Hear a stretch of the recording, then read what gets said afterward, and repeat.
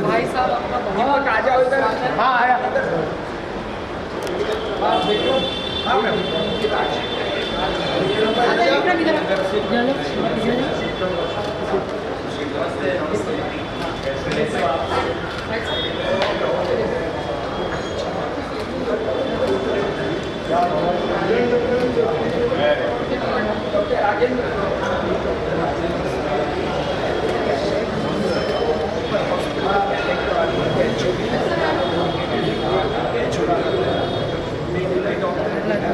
नहीं मिलेगा।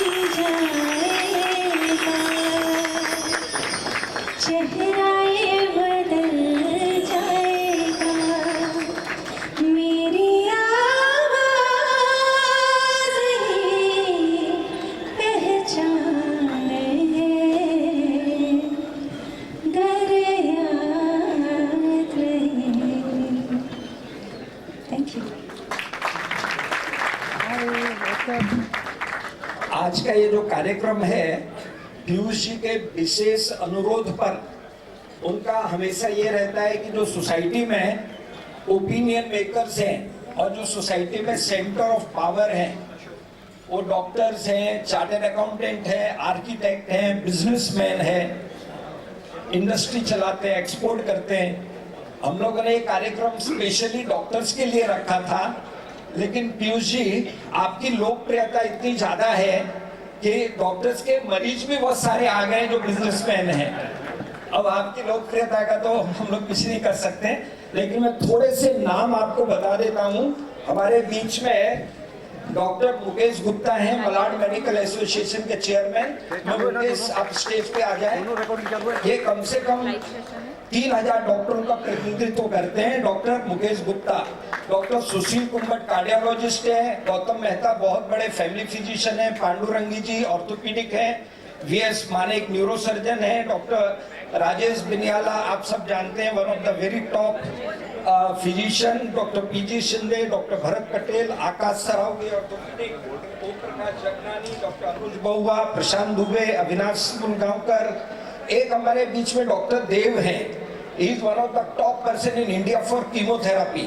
और उनके फादर जो थे वो ICMR के चेयरमैन थे, डॉक्टर अविनाश देव। डॉक्टर मुकेश देसाई है, he is a hematologist and he runs the All India Society of Hematology। Doctor Aarti Dastikar हैं, डॉक्टर मुकेश देसाई, विवाह अरोरा, जुगल टाउरी, कमल किशोर बंग। मैं नाम बीच बीच में लेते रहूंगा क्योंकि बहुत सारे डॉक्टर्स हैं, लेकिन हमारे बीच में गोरेगांव स्पोर्ट्स क्लब के चेयरमैन हैं विनोद पोतार। उनसे भी मैं प्रार्थना करता हूं कि स्टेज पे आ जाएं। विनोद जी पोतार। रमेश भाई पारेख कंधार ऑयल इंडस्ट्रीज के मालिक हैं। और और हमारे संघ परिवार के बहुत बड़े सपोर्टर हैं। क्या चीज? डॉक्टर इनाम जोशी क्रिटी केयर के मालिक हैं एंड बहुत बड़े सोशल वर्कर हैं डॉक्टर जोशी। अच्छा, हमारे बीच में जिस ये सारे कार्यक्रम की रूपरेखा जिससे तैयार की, ऐसे doctor Sunil Agarwal, he is onco surgeon हमारे बीच में। सॉरी, सबसे पहले विद्याजी ठाकुर इस क्षेत्र की एमएलए है हमारे बीच में। मैं विद्या ठाकुर जी को स्टेज पर आए और हमारे बीच में दोस्तों एक स्पेशल अपीयरेंस जिसको कहना चाहिए, जो मुंबई से चल करके आए हैं, advocate Anil Singh, additional solicitor general. मतलब पीयूष में कितना अट्रैक्शन है। जब मैंने कहा कि पीयूष का कार्यक्रम है तो दोनों युवा हैं, दोनों 50s में हैं, दोनों देश के लिए काम करते हैं। तो advocate Anil Singh, additional solicitor general. हमारे बीच में हमारे क्षेत्र के नगर सेवक हैं विक्रम जी राजपूत, विक्रम जी, और बाला तावड़े जो हमारे आए हैं, बाला तावड़े अध्यक्ष हैं, जो वो आएंगे तो मैं उन्हें, डॉक्टर सुनील अग्रवाल बैठो।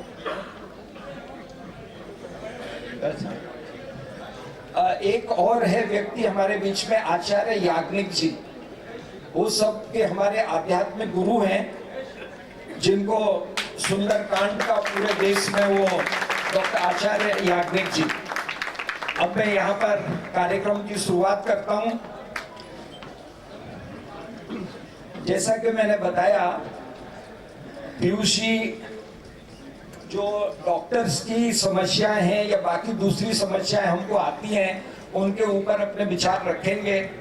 और स्पेशली उनका ये था कि डॉक्टर्स से रिलेटेड जो समस्याएं हैं, मेडिक्लेम को लेकर के आती हैं, कल उन्होंने मुझे पूछा, या फिर और भी कोई तकलीफें आती हैं, तो हम उनके साथ में अपने विचार साझा कर सकते हैं। हमारे बीच में अनिल कैया जी बैठे हुए हैं, बहुत सारे लोग हैं। योगेश वर्मा जी आए हुए हैं, नगर सेवक हैं, पीयूष के ही क्षेत्र से हैं योगेश वर्मा जी। शीतल अग्रवाल आए हुए हैं, कान बिहारी जी अग्रवाल हैं, गंगाराम जी जमनानी हैं, बहुत सारे प्रतिष्ठित लोग हैं।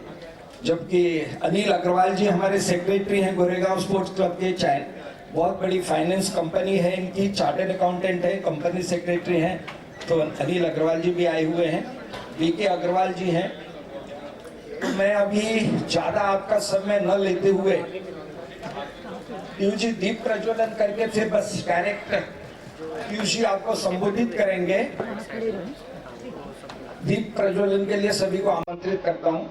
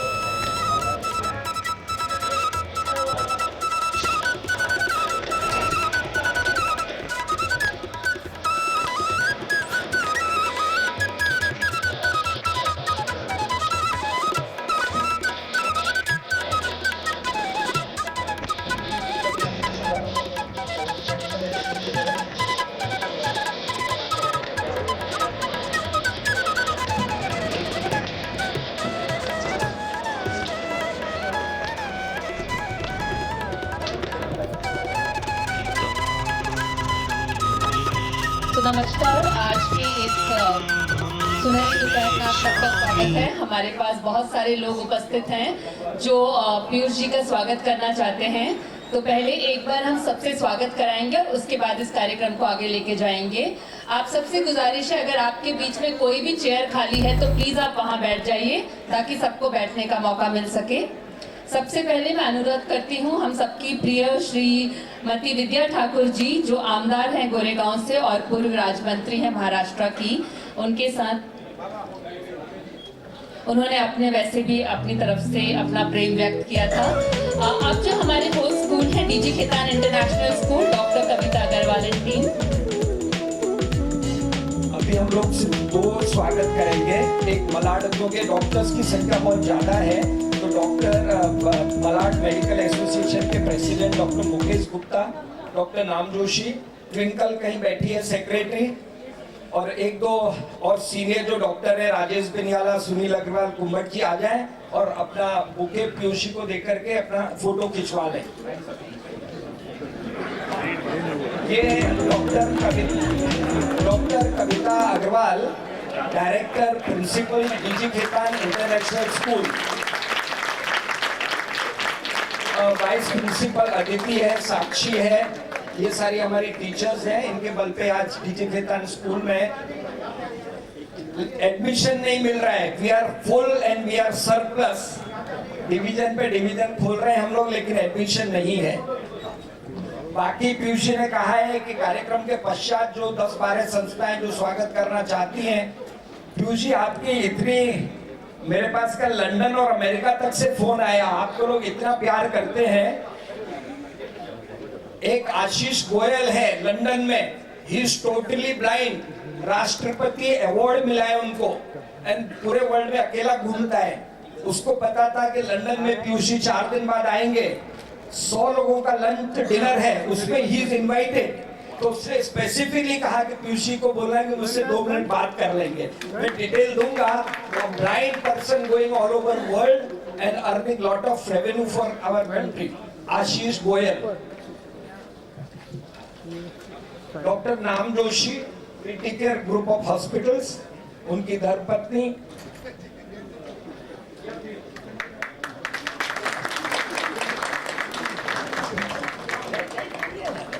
डॉक्टर कुंभट, डॉक्टर राजेश बिनियाला, उधर चले जाओ, सुनील, डॉक्टर अंकल आ जाओ। डॉक्टर श्रीकांत बड़वे, हमारे ये नाना पालकर स्मृति समिति के चेयरमैन हैं, स्वयंसेवक हैं, यूरोलॉजिस्ट हैं। आजा आजा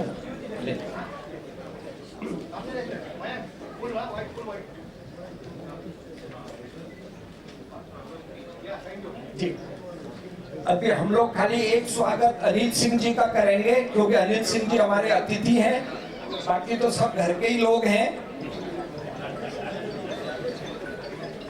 ना अनिल सिंह जी भी घर के हैं, लेकिन एक बुके डॉक्टर अविनाश देव जल्दी आ जाइए। अविनाश देव, ये लोग दोस्तों ऐसे फिगर हैं जो देश में है। He is one of the top person in chemotherapy in India. इनके पिताजी आईसीएमआर के चेयरमैन रहे और he was the one who invented vaccine on leprosy, जिसकी ट्रायल मालवनी में होती थी। आइए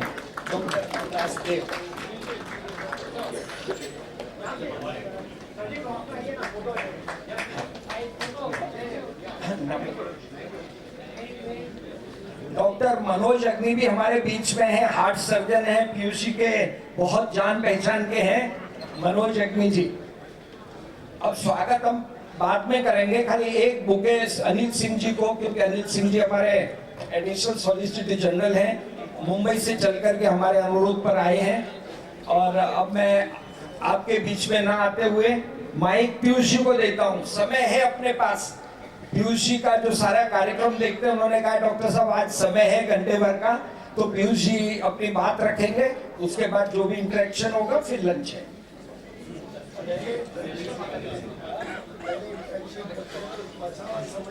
चलिए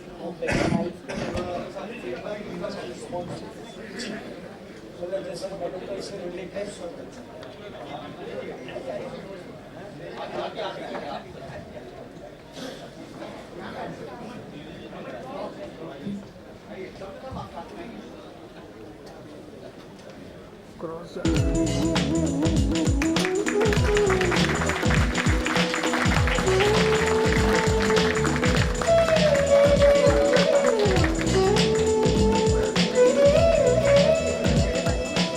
जी का ऐसा कहना है कि पहले इंटरेक्शन करेंगे और आपकी जो बात आएगी उसका जवाब वो अपनी स्पीच में दे देंगे। तो मैं सबसे पहले मेडिकल फैकल्टीज की कुछ समस्याएं होती हैं, बहुत ज्यादा नहीं है, जब से अपनी सरकार आई है हर चीज का समाधान हुआ है, लेकिन फिर भी कुछ जो एक दो प्रॉब्लम्स रहती हैं। तो माइक है, आप वहाँ बैठे रहिए, माइक आपके पास आ जाएगा। जो भी आप related to medical field Piyush से चाहते हैं कि और ज्यादा इंप्रूवमेंट मेडिकल सर्विसेज में कैसे हो सकता है, हाथ उठा दे तो माइक वहां तक पहुंच जाएगा। आप हाथ उठाइएगा, आपके पास माइक आ जाएगा। पहले डॉक्टर्स का ले लेते हैं, उसके बाद डॉक्टर्स वैसे कम बोलते हैं, लेकिन डॉक्टर ओम प्रकाश जगनानी बहुत बड़े फैमिली फिजिशियन है। डॉक्टर ओम प्रकाश जगनानी। पीयूष जी, मेरा नाम डॉक्टर ओम प्रकाश जगनानी है। मैं एक फैमिली डॉक्टर के अलावा मेडिसिन एक्सपोर्ट का काम करता हूं और हम लोग एक्सपोर्ट हाउस है। आज दुनिया में जो इकोनॉमिक क्राइसिस है उसमें हमें एक्सपोर्ट को बढ़ावा देना बहुत ज़रूरी है। मैं करीबन 30 साल से एक्सपोर्ट का काम कर रहा हूं। पिछले 2 साल पहले एक DCGI का कुछ सर्कुलर आया जिसमें ये लिखा गया कि फॉर सेल इंडिया लिखी हुई मेडिसिन एक्सपोर्ट अलाउड नहीं है। फॉर सेल इन इंडिया जिस पे लिखा हुआ है, 30 साल से मैं एक्सपोर्ट कर रहा हूँ, अभी तक नहीं है। ये 2 साल पहले ये सर्कुलर आने के बाद हमारा एक्सपोर्ट 30% से 40% कम हो गया है। तो मेरी गुजारिश है कि इस सर्कुलर को विड्रॉ करें और इसका फायदा टर्की और पाकिस्तान को हो रहा है।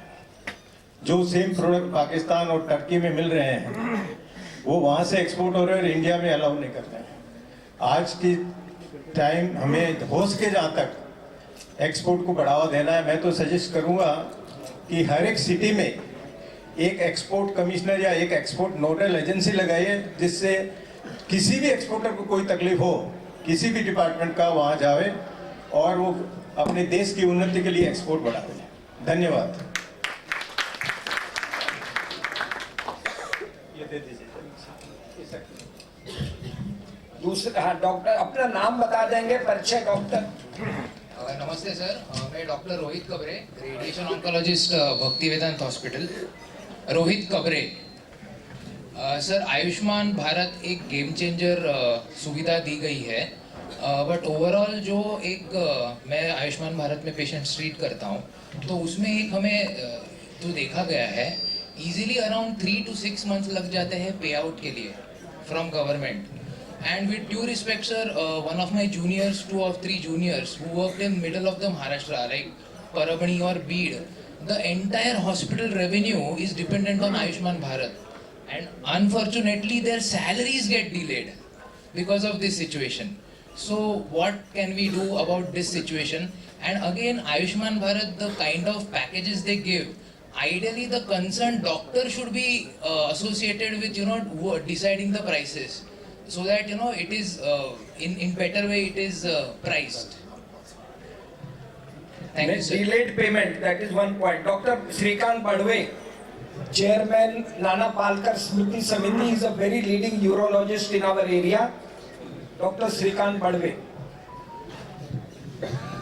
संक्षिप्त में रखेंगे तो ज्यादा लोगों के सवाल ले सकते हैं। और एक जैसे इन्होंने कहा आयुष्मान योजना का पेमेंट डिले होता है, बस तो उसमें क्या किया जा सकता है? Usually this is regarding small nursing homes which are stand-alone nursing homes, and third-party administrators which are called as PPAs. They generally do not cooperate with them. For no reason they are not giving like attachment to those nursing homes, and then many patients, they suffer because of that, because they want to go to that place and it is not possible because of no third party administrators, that is TPS, Medicals. Mediclaim के TPS, they do not give that empanelment to standalone nursing homes. But वो government की scheme चल रही है कि empanelment नहीं भी है तो भी you can go to any hospital and show your but that will take some time No, no, Sham, it doesn't happen because what patients suffer and then they keep on creeping, अब you said and it doesn't work. Doctor Deepak Jumani एक medicine में रहते हुए भी एक आध्यात्मिक गुरु हैं जो बहुत सारी संस्थाओं से जुड़े हुए हैं. डॉक्टर दीपक जुमानी जे हॉस्पिटल में is a professor. Piyush ji, yeah, Dr. Deepak Jumani here. Sir, I work for JJ Hospital. I've studied and now I'm teaching in that same institute. कई सालों से हमने 3 समस्याएं JJ हॉस्पिटल में देखी हैं. एक तो वहाँ पे अच्छा बैठने की फैसिलिटी नहीं है पेशेंट्स के लिए, क्लीन टॉयलेट्स नहीं है, ड्रिंकिंग वाटर, ये 3 फैसिलिटीज बिल्कुल नहीं है हमारे हॉस्पिटल में. हम अटल सेतु बनाते हैं, कोस्टल रोड, यस, एंड अगर किसी भी drinking water, toilet, good toilet facilities and sitting arrangement for patients. ये तीन बस ना. यस, और ये सारे पब्लिक और म्युनिसिपल हॉस्पिटल्स में होंगे तो बहुत अच्छा होगा. ये तीनों चीज सारे हॉस्पिटल्स में लैकिंग है sir. Doctor Naam Joshi. Sir पहले आपको वार्म वेलकम. सर आपको एक वार्म वेलकम. आदरणीय है आप. सर 2 ही चीज़ें एज रिप्रेजेंटेटिव ऑफ हॉस्पिटल्स में कहना चाहूँगा कि जो प्राइवेट इंश्योरर्स है वो लोगों की ट्रांसपेरेंसी नहीं है वाइल एम्पैनलिंग हॉस्पिटल्स. तो सेम सर्जरी आप वेरियस हॉस्पिटल्स में करवाओ तो जो पे आउट रहता है उसमें वास्ट डिफरेंस आता है जिसमें कोई लॉजिक नहीं रहता है. लेसर हॉस्पिटल को भी कभी ज़्यादा मिलता है, बड़े हॉस्पिटल को भी कभी कम मिलता है अंडर प्राइवेट इंश्योरेंस TPS. तो उसमें कहीं ना कहीं आपको यस. एंड सर दूसरी बात रहती है कि कभी जब भी पेशेंट बिल पे नहीं करता है वेरियस बातों में तो हम लोगों को कोई मैकेनिज्म नहीं है कि जो हम लोगों के राइटफुल पैसे हैं वो कैसे रिकवर करे. लॉ हम लोगों को बहुत सपोर्ट नहीं करता है तो वो इसमें कोई आप सॉल्यूशन निकाल सके तो जो कॉन्सेंट्रेशन है वो काफ़ी हद तक कम हो जाएगा. Thank you sir. Dr. Dilip Raichura from Kandivali, he owns 3 to 4 hospitals and his son is also eye specialist, daughter-in-law is also eye specialist. Dr. Dilip Raichura BJP के इलेक्शन में हमको ये कांदिवली में लोहाना समाज की 100% वोट दिलवाते हैं. Thank you doctor Shyam Agarwal. नमस्ते Piyush ji. Clinical establishment act of India is still not implemented in many states including Maharashtra. Reason is that the states don't find this act to be good for them. There is lot of lot many agencies do not want this act to be implemented. But Bihar government has made changes in the act and they have established this act as a Bihar government amended act of clinical establishment. Some similar thing can be done in Maharashtra and that will be helpful not only to doctors, to everybody. Why are the states feeling it's not good for them? The reason of that? The act needs to be studied in full before doing anything. And many states have rejected, especially Punjab has not implemented, Haryana has not implemented, Bengal did not implement it, Maharashtra did not implement it. Very few states have implemented. So it needs to be re-examined. Dilip ji थोड़ा सा draft बना के आप दीजिए. आपकी clinic के आगे ही पीयूष जी का ऑफिस है तो आप मुझे को ड्राफ्ट दीजिए. I will take it over. इनका ऑफिस और क्लिनिक आगे पीछे ही है. Doctor Mukesh Desai, he is haematologist और मुंबई में हेमेटोलॉजिस्ट बहुत कम है and he works for All India Hematological Society. His clinic is next to Piyush Goyalji's office. He stays in Kandivali also. Mukesh Desai. Piyush ji, I am a haematologist और मैं एक एक department चलाता हूँ वाडिया हॉस्पिटल में, department of inborn error of immune deficiency. So we take care of children who are born with immune deficiency. Now I have a specific request that all these children come under the Rare Disease Initiative of Government of India. And in Bombay, in Maharashtra, KM Hospital is a nodal center for rare disease. We have been trying to get Wadia Children Hospital as a rare disease center, but the people in the center are telling us that it is very close to KM Hospital, only 15 meters, so we can't make you a rare disease nodal center. But our argument is that we are exclusive pediatric and we have all the subspecialties for all the rare diseases of children. We are not getting benefit because we are not declared a nodal center for rare disease.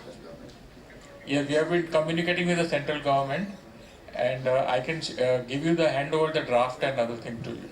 Mukesh ji draft दे दीजिए. Shilpa तिवास्कर, she is a anesthetist. Her husband is a physician, and her father was Dr. Joshi. He was the top teacher of chemistry in India. He must have made many thousand patients, students a doctor. Doctor, Thank you. we are. Your father's name. Subhash Joshi. Dr. Subhash Joshi. And remembering him on Father's Day, he is at home. Yeah, thank you, Piyush ji. Myself, Dr. Shilpa, and my madam, Dr. Rohini Badave, madam. So we do CPR at various places, and we create public awareness regarding CPR till the patient reaches the hospital. So is it possible that government helps us to make it more organized? हाँ, जैसे compression life support, अगर कोई collapse होता है, जैसे police stations में या hospitals में अवेयरनेस या फायर पीपल को. You want to give services, Yes. but you need help in fire, police, station. Yes, to where you arrange can it. teach one of them how to do CRP. Yes, Correct. yes. And CPR. yes, and also a new drug, dantrolene, which is there, sudden death because of some drugs in anesthesia. So we are imported dantrolene drug from outside India. So whether that can be made available in India, details our association will submit to you. Thank you, Shilpa. Cost of dantrolene is 2.5 lakhs and shelf half-life is only 2 years. At present we are taking it from Norgine company, which is outside India, and Icarus Pharma is the person who is getting it for us. Manufacturer is Norgine company, Norgine. Norgine. Norgene. Norgine. Norgine company. We had many deaths in Pune recently because of that drug, lack of that drug. Dr. Akash. Lack of, yes. You just give a brief note. क्या होता है when it is in writing on his table, the things will become simple. Akash Saraugi is an orthopedic surgeon. His father is a leading criminal lawyer in Mumbai. His wife is dermatologist. Dr. Rajendra Saraugi, again the entire family, 25 doctors, all are from North Mumbai. Voter of Piyush ji. Akash Saraugi. Good afternoon, sir. Sir, my name is Dr. Akash Saraugi. Sir, first of all, having worked in different countries of the world, हमारा जो India का जो medical system है वो world का number 1 system है. यहाँ पे जो सर्विस मिलती है और जितना इजीली डॉक्टर सर्विस मिलती है वो पूरे वर्ल्ड में नहीं मिलती है. सर, डॉलर का रेट्स बढ़ गया है and medical tourism is something that we can concentrate upon. Vietnam और थाईलैंड जैसी जो बहुत छोटी कंट्रीज हैं उन्होंने इस चीज़ को बहुत अच्छे से टैप किया है. थोड़े से अगर रूल्स रेगुलेशंस और इजी हो जाए तो हम बहुत सारा मेडिकल टूरिज्म बॉम्बे जैसी सिटी में अट्रैक्ट कर सकते हैं sir. Thank you. Thank you, Akash. Dr. Nishu Kumbhat. She is a dentist. Her father is cardiologist. He is attached to Tunga Hospital. She is one of the very top singer. She was singing before PUC arrived here. Nishu Kumbhat.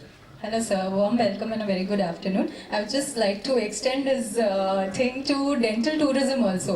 So not only medical but even dental tourism. And secondly, dental insurance, can it be implemented? Because बहुत patients होते हैं जिनको कराना होता है dental treatment and they just ignore it because insurance नहीं है and support नहीं है कुछ भी. So I'd like to you to just pay heed to it. Dr. Vidyadhar. Your specialty, Vidyadhar?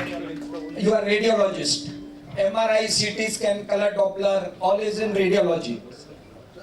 Sir, Dr. Vidyadhar, I am working for ESIC hospital. Sir, I have a request for creating the post of biomedical engineers in government hospitals. Most of the government hospitals are having advanced equipments, but their maintenance is not looked for. Means we don't have any biomedical engineers in these hospitals. And one more thing, sir, ESIC has converted two hospitals into the medical colleges, and there is some issue with the non-teaching cadre of these ESIC hospitals. Some of these specialists wants to work in medical college, so I request you to look in this matter. If those doctors are willing to work in a medical college, they should be given a chance to work in a medical college. Piyush, I'll tell you this issue. Biomedical engineers are those who repair the machines. The problem is if you employ them, there will be a heavy load on the government hospitals and private hospitals. Rather than that, we adopt comprehensive annual maintenance to all the machines, which is cheaper than giving a salary to a person. Because employing a person in government hospital or private hospital is a white elephant. But when you give a comprehensive annual maintenance, that is much cheaper. The employment of biomedical engineers in private or in government hospitals is not possible. Before Piyush gives you the answer. Second point was doctors should be allowed to Yes, second point was Doctors should be allowed to teach in medical, biomedical doctors should. Sir, there are three cadres in ESIC, the general duty medical officer, then specialist, which are postgraduate in certain specialties, and then there is a teaching cadre, professors, associate professor and assistant professor. The specialists are also experienced. They have worked in their specialties for more than 10-15 years, but their posts are abolished in the new medical colleges. There are some specialists who want to work in medical college. And sir, one more point is, for ESIC, the largest contribution is from Maharashtra. And in Maharashtra, ESIC runs only three hospitals, one at Andheri, one at Pune, and one at Kolhapur. I request you to look in this matter that many hospitals from the state which are not running so good, that should be taken over by ESIC and run by the central government. Dr. Sunil Agrawal, he is an oncologist and he is chairman of Sanjeevani World School and he is the chairman in Sanjeevani Hospital also. Dr. Sunil Agrawal. Right. Good afternoon, sir. Mike पास में ले लो. हाँ, थोड़ा eco हो रहा था. Sir, एक ये सवाल था,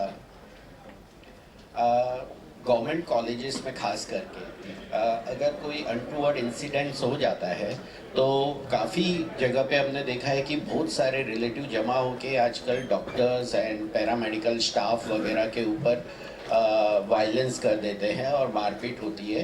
कई जगह पे ये भी देखा गया है कि किसी डॉक्टर की आंख फूट गई और काफ़ी डैमेज हो गया. तो इसके लिए है ना, कोई भी लॉ एज सच अभी तक बना नहीं है. FIR हार्डली होती है, कोई पकड़ा तो जाता ही नहीं है. Sympathy towards the patient and the relatives रहती है. डॉक्टर्स के प्रति कोई सिंपैथी नहीं कि वो काम कर रहा है और उस समय कुछ हो जाता है तो. एंड इस विषय पे थोड़ा सा ध्यान देने की ज़रूरत है कि FIR हो जाए और कुछ लोगों को भी सजा होगी तो people will not do it again. Any other doctor? That's last. Then because I also have one or two suggestions to Piyush ji, and then we will take other people's. Hello, first of all, good afternoon to all. Loudly. Good afternoon to all. I'm Dr. Suvarna Madhya Jagtap. I'm working for Lifeline since 25 years last. And now I'm the head management. I'm looking after all the licenses and all. So see, to run any hospital you require all the licenses, MPC, BC, form, SMS and everything. Without that you can't run the hospital. So now when I go for the license making, we have not kept any consultant. And from the first I have experienced. I never used to pay anyone. I never used to charge. In my salary only I used to do, because I don't like to take bribe and I don't like to give bribe. So now what happened? Since so many days I am facing such a bad problem, MPCP license, Maharashtra Pollution Control Board. Even the field officer, हाँ, scientific officer जो है ठाकुर, वो भी नहीं मांगते, लेकिन field officer बोलता है मुझे 1 लाख रुपए चाहिए। 72 bedded hospital. BMC also, see, everything is digital. Okay, but sign is required of MOH. There also the MOH say, AMO say. Yeah, please. Piyush ji, जो सबसे बड़ी प्रॉब्लम्स है नर्सिंग होम्स की, वो है C form, registration of nursing homes, जिसको पीयूष जी बहुत आसानी से कर सकते हैं। खाली वो कमिश्नर को एक फोन करना पड़ेगा। हर 2 साल में रजिस्ट्रेशन होता है नर्सिंग होम का, उसमें 4 चीज लगती है। एक लगता है सेपरेट स्टेयर केस, अगर पुराना नर्सिंग होम में तो नहीं लगता। एक लगता है फायर एनओसी, एक लगती है महाराष्ट्र पोल्यूशन बोर्ड कंट्रोल का सर्टिफिकेट। और इसके लिए मेरा तो फ्री में होता है बिकॉज आई हैव कनेक्शंस, नहीं तो doctors are paying 5 to 10 lakhs, 5 to 10 lakhs। Fire NOC का 5 लाख, बाद में ऑक्यूपेशन सर्टिफिकेट तो चलो अलग है, और उसके बाद में महाराष्ट्र पोल्यूशन एक्ट। तो ये चीजें म्युनिसिपल कमिश्नर के लेवल पे अगर बात होती है तो एक फायर एनओसी है, एक महाराष्ट्र पोल्यूशन कंट्रोल बोर्ड की एनओसी है, एक कचरा उठाने की एनओसी तो मिल जाती है। चेंज ऑफ यूजर को लेकर के, बस चेंज ऑफ यूजर तो बड़ा इश्यू है। ये 2 हैं। और एक तीसरी चीज पीयूष जी जो है वो कंज्यूमर प्रोटेक्शन एक्ट। अपने गृह मंत्री अमित शाह जी ने लोकसभा में डिक्लेयर किया था खड़े होके कि कंज्यूमर प्रोटेक्शन एक्ट में से जो क्रिमिनल क्लॉज है, कोई भी पेशेंट को किसी भी डॉक्टर से he is not happy with the treatment, he has got all the right to go and complain to the police. तो it should be a civil matter, not a criminal matter. क्या होता है, अभी doctor की गलती है कि नहीं है तो क्रिमिनल एक्ट लागू होता है, and doctor has a hanging sword on his head for the arrest. तो जो क्रिमिनल क्लॉज है वो निकाल करके it should be made a civil suit, and whatever punishment is to be given to the doctor should be given. ये 2-3 questions हैं जिसको सारे हमारे कलीग्स फेस कर रहे हैं। एक कंज्यूमर एक्ट और एक ये सी फॉर्म। अभी 2-3 देखिए, लास्ट 2-3 पॉइंट्स लेंगे, फिर और भी लोग हैं।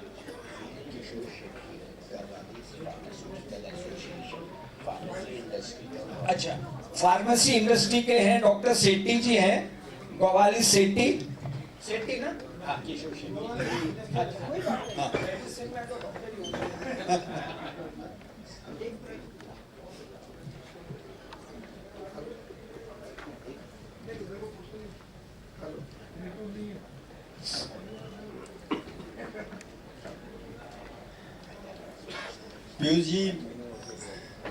पीयूष जी मैं किशोर शेट्टी हूँ, ग्वालिस इंडस्ट्रियल एसोसिएशन करके वसई में है। पीयूष जी, हम लोग साल में 20 से 25 हजार इंडस्ट्रीज वसई तालुका में है।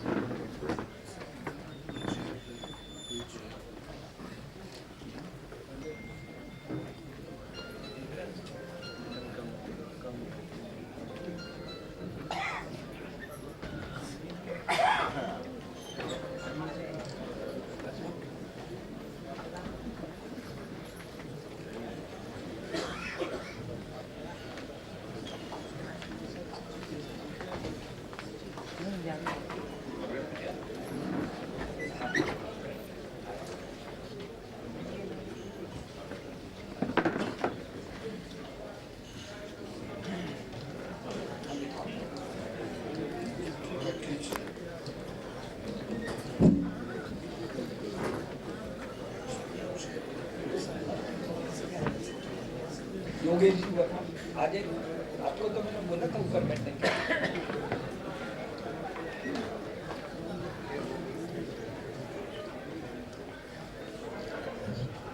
Siddharth Sharma.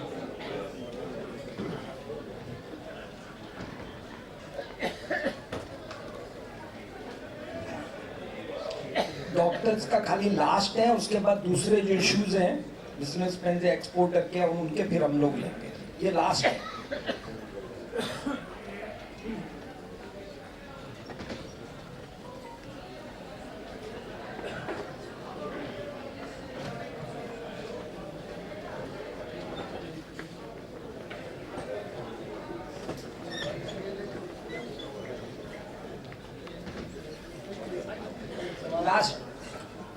Last from the medical faculty हमारे बीच में दोस्तों एक प्रमोद जी अग्रवाल हैं।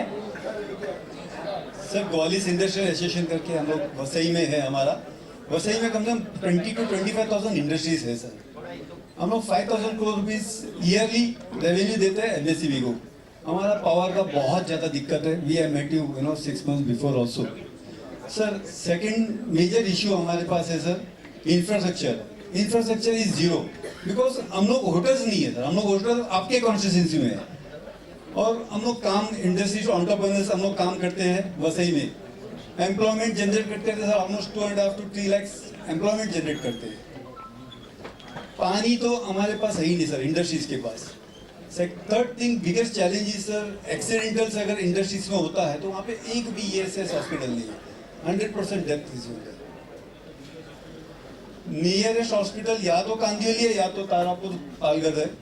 और sir with Wadhwan coming up infrastructure issues बहुत मेजर है सर हमारे लिए।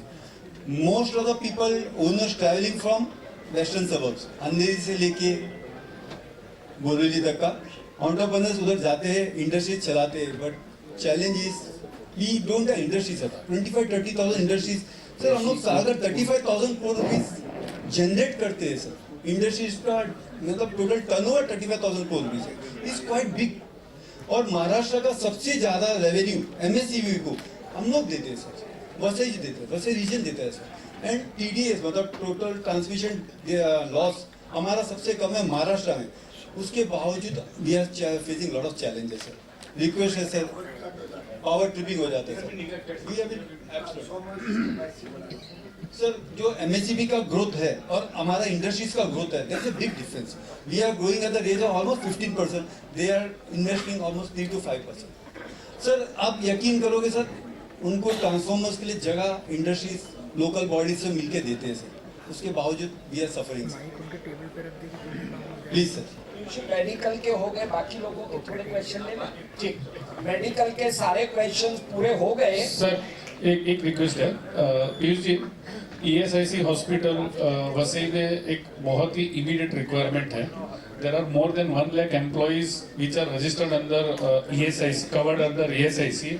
और उन लोग को अगर कुछ भी ट्रीटमेंट या कुछ भी अगर फैसिलिटीज चाहिए under that, they either the new facility which is coming up in Palghar जो वसई से काफी दूर है।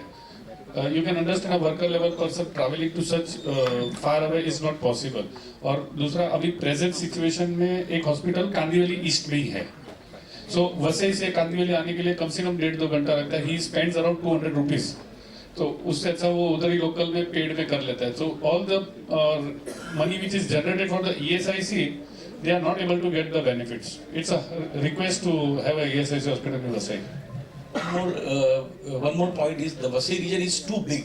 So it's not easy for any commute within Vasai also to commute within 10 to 15 minutes in case of emergency.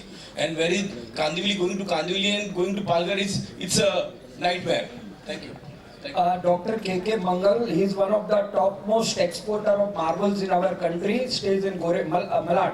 Hello. K.K. Mangal. Yeah. Short में रखें तो ज्यादा लोग पूछ सकते हैं, point wise. This is KK Mangal. I'm basically CA. He's a chartered accountant. I qualified in 79. I was problem बताइए। I was test practice. Okay. Now that time the export tax income was totally 100% free. 100% free. There was no tax on Exemption of export income was free in time of Congress. 100%. Okay. So our foreign exchange reserves are going up. Okay. This is one. Why tax-free income should not be, export income should be tax-free. Number two, we are basically the contractor for L&T, Larsen & Toubro. L&T, Larsen & Toubro. Basically contractor for finishing items. So granite, fixing, quota, interior work, we are doing. Now we did Kannur Airport, Kerala. We did Hyderabad Airport. With Karnataka, Bangalore airport, Bombay airport, New Bombay. We are doing number of and we are doing bullet train also. We are doing metro also. Lot of products are taken for LNT. Now my problem was that I have to when I go to Maharashtra, take another number GST, go to Hyderabad, another GST, Bangalore, another GST, and all places separate number GST. Can't you have one GST number? You take GST number for different system. Whenever you have present in different Mangal ji states. थोड़ा एक representation बना के दीजिए ना. See, always when you talk, if we give it in writing, क्या होता है, many things because of your speech cannot be understood. So then things remain. If you can give a short note, you can give it to me. I will see to it that it reaches to Can you have one GST number? That's all. Mr. Bhubna. Bhubna is also. Sir, I am a businessman and I am a foreign return engineer since last 35 years. We are doing business in oil and gas industry. I have noticed that ESIC compliance every businessman has to do. I am paying 12 lakh rupees every month to the ESIC from employer contribution, and almost 1.5 crores we pay to the government. But we see that our employees are not able to take the benefit of ESIC payments which we are doing. In this amount, I can hire a few doctors on my own and provide medical services to my employees. So what is the use of such a ESIC facility when we are not able to use the money which we are paying to the government? And moreover, I want that every hospital should be under ESIC. Goregaon. Yes. And all over India. They are not localized only in Mumbai. Siddharth Vaidya, he is from industry, steel industry. Siddharth Vaidya. Yes, sir, our factory is located in Vada, and this Vada Bhiwandi belt, there is one major problem of interference of external agencies who are actually very powerful, politically connected or political parties, and who interfere. They try to come in based on whatever reason, labor related or whatever, and they threaten us, and then the undue extortion is there. All these problems are there. So this should not be allowed, where external politically connected or political parties should call us also. Forget sending any letter or communication, they should not be allowed. There is a law for everything, and law should prevail. This dadagiri is a problem. We'll take one or two questions more because it is already 2:15, and then PUC has to reply everything. Two last. One is Anil Agrawal, Secretary of Goregaon Sports Club. He's a big finance man and a chartered accountant. Then Bipin Agrawal, Lakshmi Narayan Agrawal, he's one of the top builders in Basai and Borivali, but they stay in Borivali, from Virar and Basai. Then Mr. Dinesh Modi last. BK Agrawal wants to give some memorandum that you can give, I'll tell you. Bas. These last four and then Piyush will speak. मैं एक litigation में जो income tax और जो GST income tax इसमें जो addition करते हैं और उसके बाद में जो अपील के अंदर जो निकल जाता है, तो गवर्नमेंट क्या करती है, जैसे हम ट्रिब्यूनल में जीतते हैं तो हाई कोर्ट चली जाती है बिना कोई उसके, हाई कोर्ट में जीतते हैं तो सुप्रीम कोर्ट चली जाती है, तो अननेसेसरी जो भी जो है लिटिगेशन ड्रैग होते जाते हैं। और कितनी चीज़ें ऐसी रहती है जो कि आज 5 साल पहले कोई केस बनता है, उसके बाद वो केस के फैक्ट्स खत्म हो जाते हैं, बट गवर्नमेंट क्या करती है, उसको पीपी जो बार बार में डेट लेते रहते हैं, और एक 2-2 साल तक तो उससे व्यापारी को बहुत बड़ी परेशानी होती रहती है। हर बार डेट पे जाओ, डेट लेके आओ, उसके बाद में वकील को खड़ा करो, वकील के पैसे लगते हैं और दिमाग क्लियर नहीं रहता है, और फिर वो बैलेंस शीट में नोट आते रहते हैं, बैलेंस शीट में नोट आने से वो बैंकें उसके ऊपर तकलीफ देती है। तो ये सब के ऊपर बहुत बड़ा काम करने की जरूरत है अपने को यहाँ पर। अभी जीएसटी का भी मैं आपको बताऊँ, एक रिफंड हम लोग केस जीत जाते हैं तो 10% जब डिपॉजिट करते हैं, वो बोलते 10% तो बाद में लेना, पहले जो आपका 2 लाख रुपए एडिशन हुआ है उसको ब्याज के साथ बढ़ो 18%, फिर 9% के साथ में जो 10% डिपॉजिट करते हैं वापस करते हैं। तो ये टाइप के जो लॉ है उनमें आपको चेंज करने की बहुत ज़्यादा जरूरत है। Bipin Agrawal ji from Borivali. Good afternoon, sir. I am Bipin Agrawal. I am a developer builder and also a chartered accountant.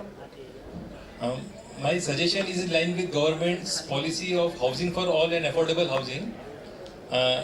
Almost all the industry in India, they are provided input tax credit. However, builders, they are not provided input tax credit. Because of that, there is increase in the cost of flats and commercial units. And secondly, the threshold limit for GST for flats is 45 lakhs 1%, and above 45 lakhs it's 5%. My suggestion is it should be at least extended to 2 crores, so that there will be affordability for everyone. These two are my questions. And thirdly, the Buses Association people, whatever they have said regarding MSEB, they are facing huge problem. Not only there, but everywhere in Maharashtra, all the industries they are facing, because sir, even an illegal structure or say suppose slums, they get connection, electrical connection. However, an approved building or an approved industrial plots, they do not get this electric connection. You please, have you provide a memorandum also regarding this? Very good points. Anil Kanya, he is one of the top, what we call as hardware person, trader, supplying all over India, with all very high to all 5-star hotels and hospitals. Anil Kanya is a devotee of Rotary, Lions, Goregaon Sports Club, everywhere. He works a lot through Rotary Club on the cancer patients. Anil Kanya. Welcome Piyush ji रोज news में every alternate देखते हैं कि कहीं ना कहीं government का free trade agreement हुआ है किसी न किसी कंट्री के साथ. आपको बहुत बधाई उसके लिए. कहीं पे 90%, 100%, 98%. MSME को उसका फायदा कैसे मिलेगा? वहां पे वो प्रोडक्ट का एक्सपोर्ट, सरकार एक्सपोर्ट की तरफ ज्यादा ध्यान दे रही है, तो वो MSME के लिए उसमें इंफॉर्मेशन का कौन सा प्लेटफॉर्म है? निक प्लेटफॉर्म पे जाते हैं, आइदर इंफॉर्मेशन है नहीं और या फिर वो साइट खुलती नहीं है. तो उसमें MSME और SME के लिए अगर 100% किसी के साथ फ्री ट्रेड एग्रीमेंट हुआ है तो डेफिनेटली MSME और SME के लिए बहुत बड़ा स्कोप होगा वहां के लिए. तो वो सारी इंफॉर्मेशन एक इजीली एक अच्छे प्लेटफॉर्म पे अवेलेबल हो तो जिससे बाकी लोगों को फायदा हो. Thank you. Last, Dinesh Modi, he is our trustee also in BJ Khaitan, and Sheetal Agrawal and BK Agrawal and Kan Bihari ji, they like to give some memorandum to Piyush ji. After talk, Dinesh Modi. Piyush ji, हम लोग exporter हैं. European union के साथ FTA expected है, कब तक हो जाएगा? कुछ बताइएगा इसके बारे में. FTA with the European union.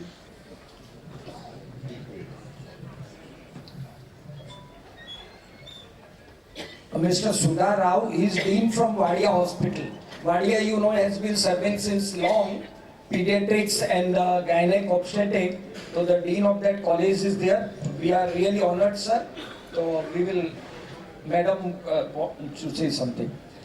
Piyush ये कहीं भी काम करते हो लेकिन सब आपके वोटर हैं. हम लोगों ने मलाड के बाहर बोरीवली से मलाड के बीच के ही लोगों को बुलाया है. नमस्कार सर, मैं डॉक्टर सुधा राव हूँ. I am the dean medical director of BJ Wadia hospital for children. थोड़ी देर पहले डॉक्टर मुकेश देसाई ने आपसे शायद बात किया था. वाडिया चिल्ड्रंस हॉस्पिटल 100 साल से पुराना serving to children of this part of the city. So उसमें हम बहुत सारे speciality related, paediatric speciality related काम करते हैं. इसलिए हमने centre of excellence rare disease के लिए अप्लाई किया था और हमको फ़िलहाल बोला गया है कि ऑलरेडी सिटी में एक rare disease of centre of excellence है जो कि KEM हॉस्पिटल में है, जहाँ पर एडल्ट्स को ज़्यादातर देखा जाता है. So adult rare disease are taken care of in KEM hospital. We do only children and we have all 36 super specialties, right from fetal medicine to up to adolescent and transition to adult care in 36 pediatric super specialties, which ranges from cardiology, neurology, endocrinology, so on and so forth. So sir, we were requesting your help, guidance and advice to make BJ Wadia Hospital for Children as a center of excellence rare disease. This needs a lot of, help, and maybe putting the word forward at the Ministry of Health. Thank you so much, sir. One last question and then Piyush will reply. Shravanji Saraf और उसके बाद कुछ 5-7 संस्थाएं हैं जो ये सारे world में फ्री ट्रेड हो रहे हैं. पीयूष जी, मोदी जी के बाद और नितिन गडकरी जी के बाद people see lot of hopes from you. You are really very popular. क्योंकि मुझे ये सबको बुलाने में कोई मेहनत नहीं करनी पड़ी. जैसे मैंने कहा पीयूष जी आ रहे हैं तो सबने कंसेंट भेज दिया। मैं आपके सामने आपकी तारीफ नहीं कर रहा हूँ, लेकिन या तो नरेंद्र मोदी जी, अमित शाह, बाबा योगी तो यूपी में हैं, इतनी पॉपुलैरिटी मैंने नितिन गडकरी जी की देखी, और equivalent to Nitin Gadkari ji Piyush Goyal, because you are working excellently for the country.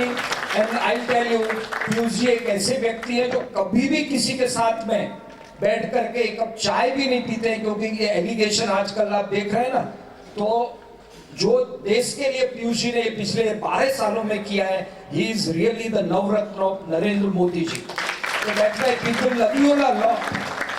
नहीं तो मुंबई में इतने लोगों को संडे के दिन इकट्ठा करना, मतलब ये 24 घंटे में इतने लोग आए हैं। I am really thankful to all of you. Thank you. नमस्कार पीयूष जी, मैं श्रवण सराफ, मैं बहुत ही छोटा बिजनेसमैन हूँ। We are basically paper importer from China. DGTR normally comes in your commerce and department, and you people are take care about the local industry, and you people are taking care about the anti-dumping duty on the import of the various product.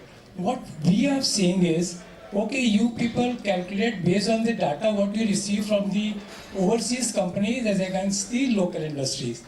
But you people are not considering whether the local industry has that capacity to cope up with the requirement of the local industries. I'm just giving an example. If local industry has a capacity of making 4,000 tons of a paper in a year, whereas in a month, whereas the requirement is nearly 9,000 tons in a month, I think this kind of a parameter also should be considered while considering about the implementing this anti-dumping duty on the import of the any product.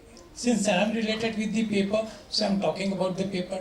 But my request is this parameter also should be considered from your department. Thank you very much. Bharat Shah is there, Chairman Ishmak. Bharat Shah is. Bharat bhai, you had something to say, na? आइए ना, हिंदी में बोलिए, कोई problem नहीं है। इसके बाद में भरत भाई के बाद में मिसेज नाम जोशी बोलेंगी, and that is the last mike will be with Piyush Goyal. इसके बाद no more. Sir, my name is Bharat Shah from इस्मीमा। सर, मैं इमिटेशन ज्वेलरी एक्सपोर्ट करता हूँ सिंस फ्रॉम 30 इयर्स।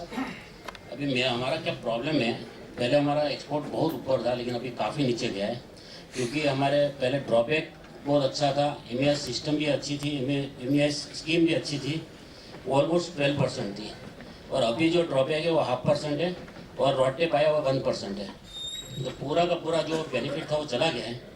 उसकी वजह से हम लोग को चाइना के साथ में कॉम्पिटिशन बहुत है, और काफ़ी हमको प्रॉब्लम हो रहा है उसमें। तो मैं आपको पूरा प्रेजेंटेशन देता हूँ उसके बारे में। दोस्तों, हमारे बीच में एक प्रमोद अग्रवाल हैं, is a former chief commissioner, principal commissioner income tax and commissioner in GST. तो we welcome you Pramod ji, and last madam, and Honorable Minister knows me last as an officer also, and we are very good friends also. Sir, I can claim that. Now I have superannuated. I am settled in Mumbai after my superannuation last year. I was hearing a lot of GST and customs issues. Since I am settled in Mumbai, I rest assured without money, without fees, I am an advocate also now.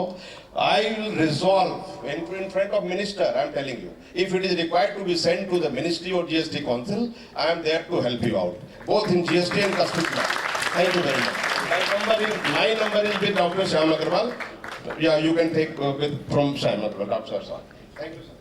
Pramod Agrawal ji has been helping me lot of matters with SS Gupta and Pramod ji Agrawal. They are very helpful. Madam, in short, and then like to Piyush ji. Two quick questions, sir. Thank you for your time. एक तो ये, जब ये हम लोग insurance policies with जिप्सा और with private banks और the private insurance companies renewal पे आता है, तो ये लोग इतना लंबा टाइम लेते हैं, और हमको इतना बोला जाता है कि वो जिप्सा का पूरा यूनिट एक साथ बैठना चाहिए, वो छुट्टी पे हैं, वो ये है वो। क्या उनका रिस्पॉन्सिबिलिटी नहीं है कि रिन्यूअल हो पेशेंट के बेनिफिट के लिए, कि सिर्फ हॉस्पिटल का रिस्पॉन्सिबिलिटी है कि हम रिन्यू कराते रहे पीछे पढ़ के? तो ये थोड़ा सा आई थिंक ऑर्गेनाइज होने की ज़रूरत है। एंड बहुत सारा अंडर द टेबल प्रेशर आता है सर, कि बहुत सारा हमको वर्कआउट करना पड़ता है और हम देखते हैं कभी कभी पेशेंट सफ़र करते हैं उसमें। तो सब प्लीज़ अगर आप उस पर ध्यान दे सकते हैं। ये हो गई हॉस्पिटल की बात। दूसरी चीज़, हम एक ऑर्गेनाइजेशन रन करते हैं सुखदा नाम की, जिसमें हम सीनियर सिटीज़न का केयर करते हैं। हमने एक ऐप भी बनाया है जिसमें यंग टीनेजर्स जो हैं वो वॉलंटियर कर रहे हैं to help senior citizen out who really need help. And बहुत सारा डिप्रेशन हम देखते हैं सीनियर सिटीजन्स में, एज वेल एज समटाइम्स उनको कुछ ज़रूरतें होती हैं जो उनके लिए कोई करने वाला होता नहीं है, तो हम वो हेल्प करते हैं। उसमें अगर सर आप हमारी हेल्प कर सकें और हम इसको बढ़ावा दे सकें तो बहुत सारे सीनियर सिटीजन बेनिफिट करेंगे और हमारे यूथ को हम एक अच्छा मैसेज देंगे कि ये अच्छे काम हमें करने हैं। हमने ये मुहिम उठाया है सर सारी चीज़ें, जैसे उनके मेंटल हेल्थ के लिए हम चेकअप्स कराते हैं, उनके फिजिकल हेल्थ के लिए। बहुत सारे सीनियर सिटीजन अपनी तबीयत, अपनी बीमारियों को पीछे छोड़ देते हैं ये सोच के कि भाई फैमिली की प्रायोरिटी अलग है। बहुत सारे सीनियर सिटीजन्स तो अकेले होते हैं, उनके राइट्स के पता नहीं होते हैं। तो हम कितनी बार ये कॉन्फ्रेंसेस करते हैं जहाँ पोस्ट रिटायरमेंट राइट्स उनको नहीं बताते, जहाँ पे पुलिस से, जैसे हमने एक बार ये कॉन्फ्रेंस की थी जहाँ पुलिस ने बताया कि बहुत सारे राइट्स हैं उनके लिए, जहाँ सीनियर सिटीजन एनरोल कर सकते हैं, उनकी सेफ्टी का ख्याल रखा जा सकता है, उनकी मेडिकल हेल्थ का ख्याल रखा जा सकता है, बट वो अवेयरनेस भी नहीं है, बहुत कम है। और जहाँ अवेयरनेस है वहाँ पे पुलिस ने खुद हमसे कभी कभी कहा है कि we fall short of staff. तो we are willing to volunteer sir, but we also need support from government to take this forward. And I think they are the most neglected lot, क्योंकि हमको लगता है कि ये ज़िंदगी की शाम है, पर वो ज़िंदगी की शाम सुहानी होनी चाहिए, राइट? अब मैं पीयूष जी से प्रार्थना करूंगा कि पीयूष जी आप जो भी है, देखिए एक खाली अपनी अपनी प्रॉब्लम अगर लिख के दे देंगे ना तो हम कांदीवली के ऑफिस में पहुंचा देंगे तो बेटर उसका समाधान हो सकेगा। पीयूष जी गोयल।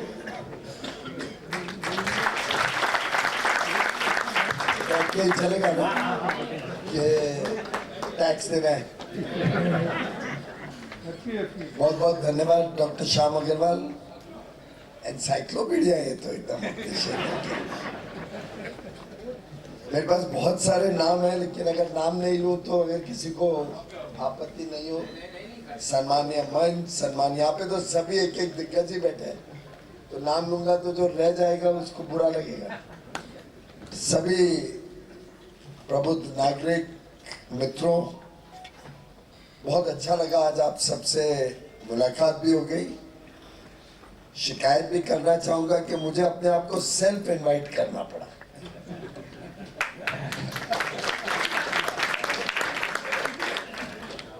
डॉक्टर श्याम अग्रवाल और मेरी काफी टाइम से बात हो रही थी और मैं उनको आग्रह करता था कि मेरे चुनाव के टाइम पे बहुत पूरे समाज ने, अलग अलग वर्ग, चाहे वो और विशेषकर डॉक्टर्स, चार्टर्ड अकाउंटेंट्स, बिजनेस के सभी हमारे भाई बहन, सबने बहुत जी जोड़ मेहनत करके मुझे शायद महाराष्ट्र में सबसे ज़्यादा वोटों से जिताया था। और मेरी बार बार डॉक्टर साहब से बात होती थी कि ये ऋण भी चुकाना है, धन्यवाद भी करना है और संवाद भी करना है, जिससे ऐसा ना लगे कि वोट मांगने तो लाइक एवरी अदर पॉलिटिशियन आ जाते हैं और फिर 5 साल के बाद वापस शक्ल दिखाते हैं। तो मैं काफ़ी टाइम इनसे करता था, होता था अब करेंगे, ये दिन ठीक नहीं है, वो नहीं है।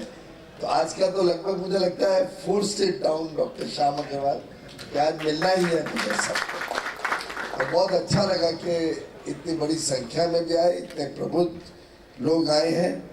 आज दिन भी अच्छा है, फादर्स डे है, तो सब अब तो मैं भी फादर योगा डे पे आता हूँ, तो सबको शुभकामनाएं फादर्स डे की।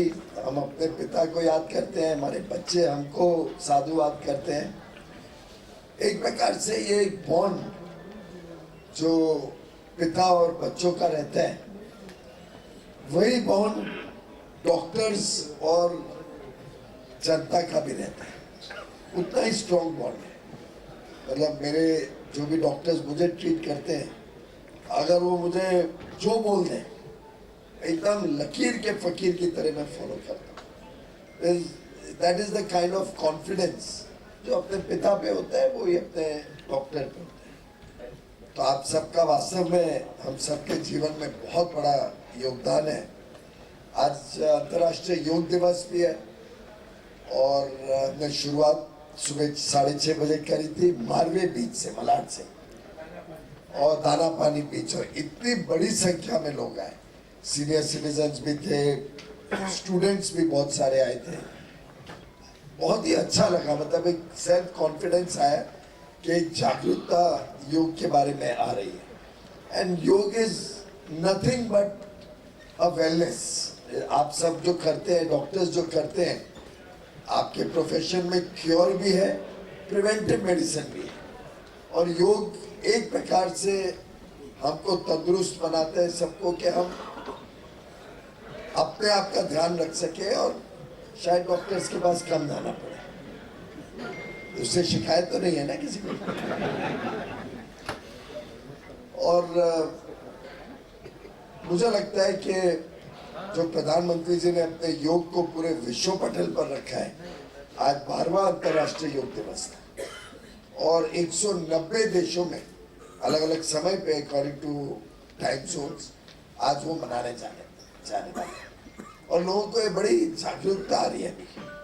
मोर एंड मोर जब हम भी बाहर जाते हैं तो भारत के बारे में तो बहुत ज़्यादा उत्सुकता है लोगों को, और ज़्यादा व्यापार करना चाहते हैं, संबंध बनाना चाहते हैं। मोदी जी आज विश्व के नेता के रूप में उभरे। 33 देशों ने 33 countries have given him their highest civilian honor. मैंने काफी कोशिश की, मुझे ऐसा कोई पैरेलल नहीं मिला जिस नेता को 33 देशों ने दी। और इसमें विकसित देश भी है, इसमें ग्लोबल साउथ के देश भी है, और बिना बात हमें एक मार्क लगाए जाते हैं जैसे हम कोई एक विशेष धर्म के खिलाफ हैं। इसमें 8, 7, 8 या 9 इस्लामिक देश ने भी उनको सम्मान।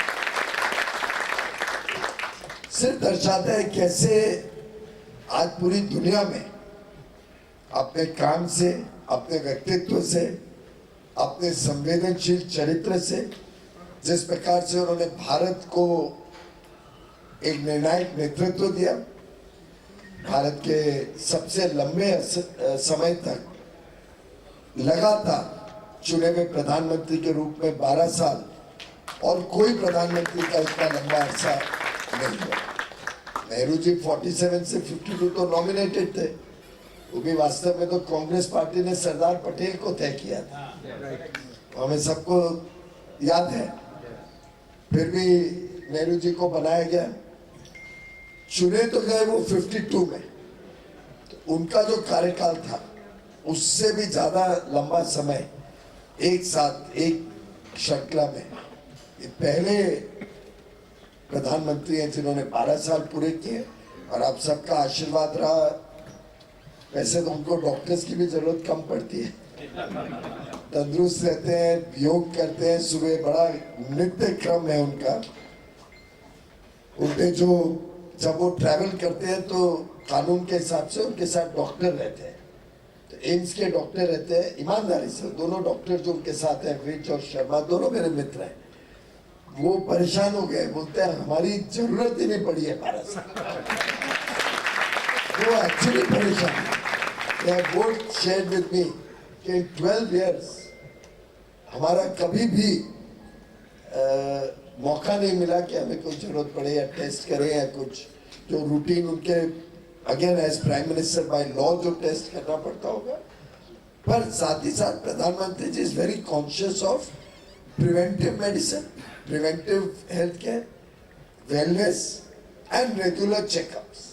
वो हमको भी कैबिनेट में हर कुछ दिनों में याद दिलाते हैं भाई हर 6 महीने में टेस्ट करा, खासतौर पे जैसे हमारी भी उम्र बढ़ती जा रही है। तो इज वेरी कॉन्शियस, और नजर इतनी शार्प है कि आपकी तकलीफ हो रही होगी तो तुरंत समझ जाते हैं। मैं अपना ही उदाहरण बताता हूँ। आप में से कुछ कई मित्र ऐसे हैं जिन्होंने मुझे पहले भी मुलाकात रही है, प्रमोद जी के अलावा बहुत यहाँ पे मित्र हैं। मेरा गला ऑलवेज प्रॉब्लम रहा है, और ये थोड़ी हेरिडेटरी भी है। मेरे पिताजी, आपको याद है, पापा का भी गला खराब ही रहता था लगभग, और मेरा भी होर्स और काफी खराब रहता है। शाम वाम तक तो बोलना निकलता ही नहीं था मुझसे। कोविड के दिनों में और मैं योग करता था 2010 तक। उसके बाद मेरा दिल्ली शिफ्ट होने के बाद कभी योग में टाइम नहीं मिला, इंटरेस्ट नहीं लिया, 10 साल का गैप आ गया। 2020 में जुलाई का महीना था, फ्राइडे का दिन था, मैं कुछ रिपोर्ट करने गया था मोदी जी के पास और गला खुल ही नहीं रहा था, बोल ही नहीं पा रहा था, और समझ भी नहीं पा रहे थे मैं क्या बोल रहा हूँ। तो उन्होंने मुझे कहा कि तुम अपना गला ठीक करना चाहते हो? कहा जरूर करना चाहते हो। मेरी बात मानोगे? तो बताओ, देश का प्रधानमंत्री अवश्य मानूंगा कि आप बताएं, जैसा कहेंगे करेंगे। तब उन्होंने मुझे कहा योग करो, प्राणायाम करो, तुम्हारा गले की समस्या ठीक। और मैंने कहा मैं धर्मेंद्र को बोलता हूँ, धर्मेंद्र जी क्या योग का टीचर आता था, आचार्य, मुझे याद था। तो मैं कहा धर्मेंद्र को बोलता हूँ, मैं बुलाना शुरू करता हूँ। बात खत्म हो गई। फिर मैंने अपनी रिपोर्ट दी, घर चला गया। अब व्यक्ति कैसा है मैं सिर्फ आपको वो बताना चाह रहा हूँ। कुछ गुजराती भी है यहाँ पे कमरे में, बाकी भी थोड़ा बहुत तो गुजराती, मुंबई कर सभी समझते। अगले दिन सैटरडे सुबह 7:30 बजे उनके निजी सहायक का मुझे फोन आता है, साहब તમે ઘરે છો? ત્યારે ક્યાં જશું સર, આપણે ઘરે છો।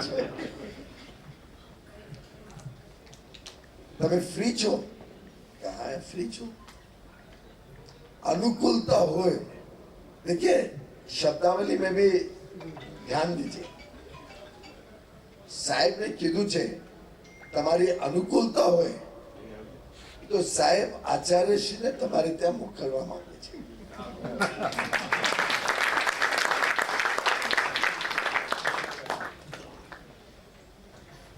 कोविड के समय में 1000 तकलीफें थी, देश भर में चिंता करते थे एक एक चीज की। उस बीच में याद रखना, अपने आचार्य को खुद मेरे पास भेजना। मैं कहा मैं गाड़ी मोकली दूं? बोला नहीं, हमारी गाड़ी તમારી ત્યાં લઈ આવશે અને પછી તમે એને ઘરે મોકલજો। For half an hour, my wife and I were absolutely stunned sitting there that the man in all these problems of the world took it upon himself कि मैं योग इंस्ट्रक्टर भी भेजूं जिससे गला ठीक हो सके। और तब से अभी तक लगातार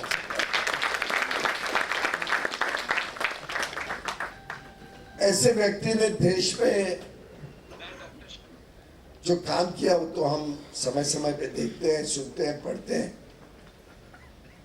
पर और समस्याएं तो हजारों आएंगी, लाखों आएंगी, करोड़ों आएंगी, पर हमारे पास 140 करोड़ देशवासियों की ताकत भी है जो हर समस्या का हल भी निकाल सकते हैं।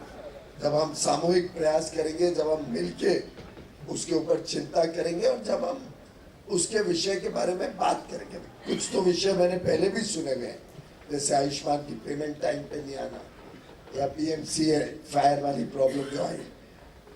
कंज्यूमर वाली मुझे प्रॉब्लम मालूम है क्योंकि मैंने उस विभाग संभाला है कुछ समय के लिए, और कई नई चीजें भी आज सामने आई हैं। पर मोटा मोटा ऐसा संवाद, ऐसी बातचीत, और मुझे भी अभी सांसद आपने चुन के 2 साल हो गए। जैसे डॉक्टर साहब आप बार बार कह रहे थे आपके वोटर हैं, आपके वोटर हैं, उससे जरूरत नहीं है। 140 करोड़ देशवासियों को सेवा करना हमारा काम है। और ये बात मोदी जी ने 2014 में जब हमारी पहली कैबिनेट हुई, उसी दिन का चुनाव खत्म हो गया। तब 120 करोड़ की जनसंख्या थी, अब हमें 120 करोड़ लोगों की चिंता कर। अब कोई पॉलिटिक्स नहीं, अब ये नहीं कि इन्होंने वोट दिया नहीं दिया, अब सबके लिए काम करें। Just to set the context कि कोई दिल में ये खोट ना रहे कि आपने वोट नहीं दिया फिर भी। परंतु आई am very strongly of the opinion कि वोट नहीं देना देश के साथ अन्याय है। आप किसके लिए भी वोट दो तो आपकी मर्जी है, वो free right, it's a free right. वो वोट जरूर डालने जाना चाहिए। अच्छे लोग, समझदार लोग जब वोट नहीं डालते हैं तो देश का बहुत बड़ा नुकसान होता है। गलत लोग आते हैं और वोट डालते हुए ये भी ध्यान रखना चाहिए यहाँ पे शायद परिस्थितियां देखते हुए कि कोई ब्लैक एंड व्हाइट नहीं मिलेगा, आपको ग्रे मिलेगा। आपको देखना है कि शेड्स ऑफ ग्रे में who is better of the lot, और अल्टीमेटली चुनाव किसका है? लोकसभा का है तो एक तरीके से आप प्रधानमंत्री तय कर रहे हैं, देश की समस्याओं का समाधान। अगर एमएलए का चुनाव है तो आप स्टेट के मुख्यमंत्री का तय कर रहे हैं। कई बार लगता है हमें कभी अलायंस में कोई कैंडिडेट, कभी कोई पर्टिकुलर कैंडिडेट हमें पसंद नहीं आए। सवाल वो कैंडिडेट से ज्यादा प्रदेश अच्छी तरीके से चले उसके लिए आप एमएलए चुने। कॉर्पोरेटर चुनते हो तो कॉर्पोरेशन अच्छी तरीके से आपकी सेवा कर सके। जैसे मैं आज आया सुबह 6 बजे अंतर्राष्ट्रीय योग दिवस का, मैंने काफी कचरे के ढकेल देखे। आई वाज वेरी अनहैप्पी क्योंकि I been continuously focusing on cleanliness. तो योग दिवस खत्म होते ही गाड़ी में बैठते ही मैंने यहाँ की डीएमसी को फोन किया, मिस काप से, यहाँ के वार्ड ऑफिसर को फोन किया, बहुत नाराजगी व्यक्त की कि ये सब कचरे के ढकेल, और ये पूरा बिल्डिंग एरिया से मैं गुजरता हूँ, ये बहाना भी नहीं। पर वो मुझे देखने की आवश्यकता क्यों पड़नी चाहिए? यहाँ पे जितने एवरशाइन नगर से भी गुजरा था, मुझे याद आया वो मोड़ भी याद। हम आगे पीछे आसपास, हम अपना घर तो बड़ा साफ रखते हैं, हम अपने प्रांगण को कभी गंदगी नहीं होने देते, पर बाकी भी चिंता जब तक समाज नहीं करेगा, हम सब जागृत नेतृत्व नहीं देंगे, तब तक अधिकारियों को भी लगता है चलता है। और ये देश की बीमारी सबसे ज्यादा अगर कोई रही है पहले के वर्षों में, वो ये चलता है एटीट्यूड। क्वालिटी कॉन्शियसनेस देश में आई ही नहीं। आखिर आप सोचिए, स्वच्छता की बात महात्मा गांधी ने की थी और उसके बाद नरेंद्र मोदी, बीच में किसी ने स्वच्छता पे फोकस किया। पर्यावरण की चिंता, महात्मा गांधी ने कहा था, we are trustees of this earth, the planet we have inherited as trustees, we should leave behind a better planet than the one we inherited, a better world than the one we inherited. और उस सिद्धांत को अब याद करिए, अगर किसी भी प्रधानमंत्री ने मोदी जी के पहले पर्यावरण को इतनी इंपॉर्टेंस दी, सोच के बताइए। पर इन्होंने ईमानदारी से उस बात को दिल पे लिया और पर्यावरण की चिंता। आखिर ये इतना सब इंफ्रास्ट्रक्चर जो बन रहा है, ये सब अपने पर्यावरण को इम्पैक्ट करेगा। कोस्टल रोड आने से अब तो बांद्रा तक आ गई है, वर्सोवा तक तेजी से काम चल रहा है। परमिशन अब पूरे वसई तक मिल गई है, विरार, वसई, मीरा, बेहतर सब कवर हो जाएगा। और अप्रूवल, एनवायरमेंटल अप्रूवल सब कुछ आ गया।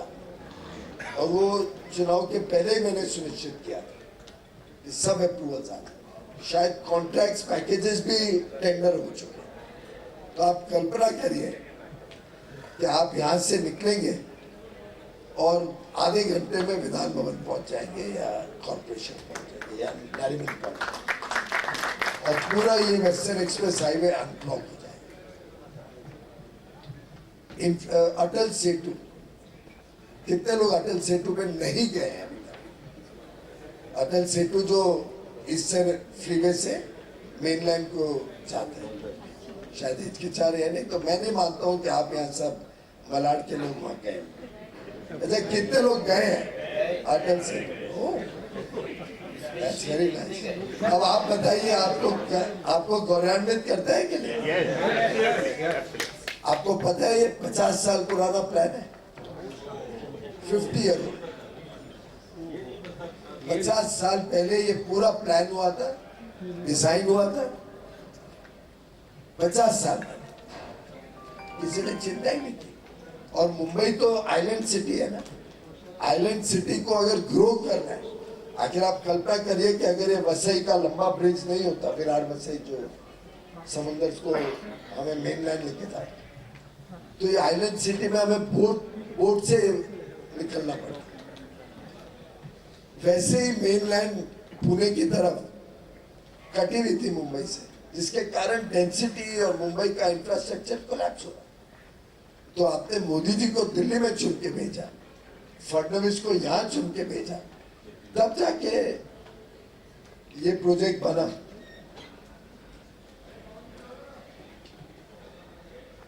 कहने का तात्पर्य ये है कि जो फोकस से विकास के काम हुए, जिस फोकस से जन कल्याण के काम हुए, आखिर 25 करोड़ लोग एक्सट्रीम पॉवर्टी से निकलना ये कोई साधारण उपलब्धि नहीं है। आज हर घर तक बिजली पहुंची है, 4 करोड़ 10 लाख गरीब परिवारों को मुफ्त में मकान मिला। आयुष्मान भारत से आज 70 करोड़ लोग लाभ लेते हैं। समस्याएं हर एक में होगी। आखिर हम डायरेक्टली, केंद्र सरकार एक बहुत छोटी सरकार है। घर की हु डिसाइड्स किसको घर देना है, वो लोकल पंचायत डिसाइड। अब अगर उसमें कोई आदमी कोई गांव में गलती करे तो should be throw the baby out with the bath water. हो सकता है 4 जगह गलत होगा, 6-8 जगह अच्छा भी काम हो रहा हो, ऐसा ही होगा। हमने सबको ट्रांसपेरेंटली पब्लिक डोमेन में डालने का चेष्टा की है, पर अगर कुछ गलत काम हो रहा है तो उसके लिए जब तक समाज आवाज नहीं उठाए,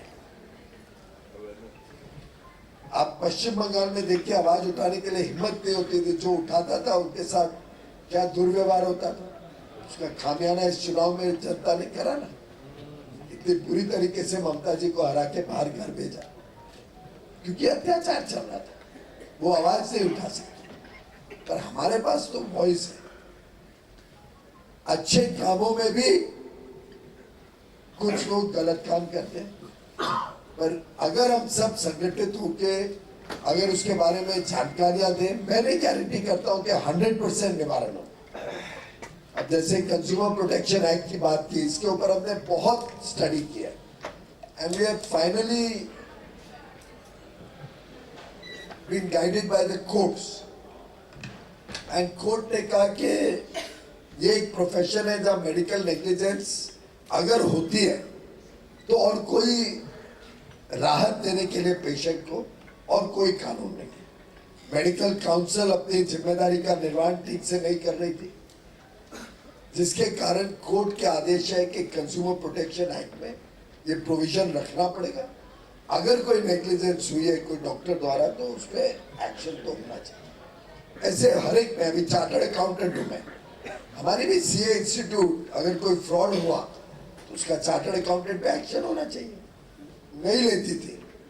उस चक्कर में नफरा लाया गया और चार्टर्ड अकाउंटेंट बड़े दुखी हैं, लेकिन सरकार को लाना पड़ा नफरा, जिससे अगर कोई सीए डेलिंक्वेंट है अपने काम में, उसका नुकसान तो देश को ही हो रहा है ना। अगर कोई फ्रॉड करके भागता है, नुकसान तो हमें ही हो रहा है। तो इन सब चीजों को मद्देनजर रखते हुए सरकार को कई बार चीजों को बैलेंस करना पड़ता है। तो कंज्यूमर प्रोटेक्शन एक्ट में हमको लगा था कि कायदे से डॉक्टर्स को निकालना चाहिए कि हैरेसमेंट ना हो, लेकिन कोर्ट का फीलिंग था कि अगर ऐसा कुछ नेग्लिजेंस होती है तो रिलीफ के लिए हमें प्रोविजन रखना पड़ेगा। लेकिन अगर किसी के साथ अन्याय हो रहा है, किसी को गलत इसमें फंसाया जा रहा है, गलत किया जा रहा है, तो अवश्य बताइए। उसके ऊपर हम फिर कंज्यूमर प्रोटेक्शन अथॉरिटी से भी बात कर सकते हैं। अगर कोई सिस्टमैटिकली किसी के साथ गलत हो रहा है, यहाँ पे कोई है जिसके ऊपर ऐसा कोई मेडिकल नेग्लिजेंस का केस हुआ नहीं है, दैट मीन्स ठीक ही चल रहा है ना। तो I am just telling you कि कई चीजें बिना बात का एक हवा बनी भी रहती है। हम अपना ईमानदारी से काम करें। ऐसे तो जो भी हम काम करते हैं, अगर हम डरे रहे, कानून तो इतने ढेर सारे हमारे ऊपर भी लागू होते हैं। मंत्री के नाते, अधिकारी के नाते, इन्होंने 40 साल सेवा की है, तो हर चीज में अगर डरेंगे तो हम काम ही नहीं कर पाएंगे। तो मुझे लगता है कि कानून अपनी जगह पे, वैसे भी मोदी जी डिक्रिमिनलाइज कर रहे हैं कई चीजों को, जहां जहां अनावश्यक क्रिमिनल एक्शन, कंप्लायंस से सिंपल कर रहे हैं। जैसे ये अच्छी बात कही सी फॉर्म की, बहुत सरलता से सिंगल विंडो बन सकता है। मैं देवेंद्र से बात करूंगा, तो ये स्टेट सब्जेक्ट लगते हैं मुझे, एनवायरनमेंट और फायर एनओसी, सेपरेट स्टेयरकेस और all are state subjects. So I'll talk to Devendra, we'll try to find a solution to this. It's not impossible. पर जिस प्रकार से देश में आज 12 लाख करोड़ सालाना इंफ्रास्ट्रक्चर पे खर्च है, आपकी जानकारी के लिए मुंबई दिल्ली जो एक्सप्रेसवे बन रहे हैं वो प्लान है 16 लेन के लिए, 16 लेन्स। कभी भारत में हमने कल्पना की थी 16 लेन एक्सप्रेसवे? कहाँ शायद 100 किलोमीटर से कम थे एक्सप्रेसवे, 100-150 किलोमीटर जब हमारी सरकार आई। आज 3000 किलोमीटर से ज्यादा एक्सप्रेसवे हम टॉकिंग रियली, जहाँ फुल स्पीड सिग्नल के बगैर आप लंबे, बुंदेलखंड में बना,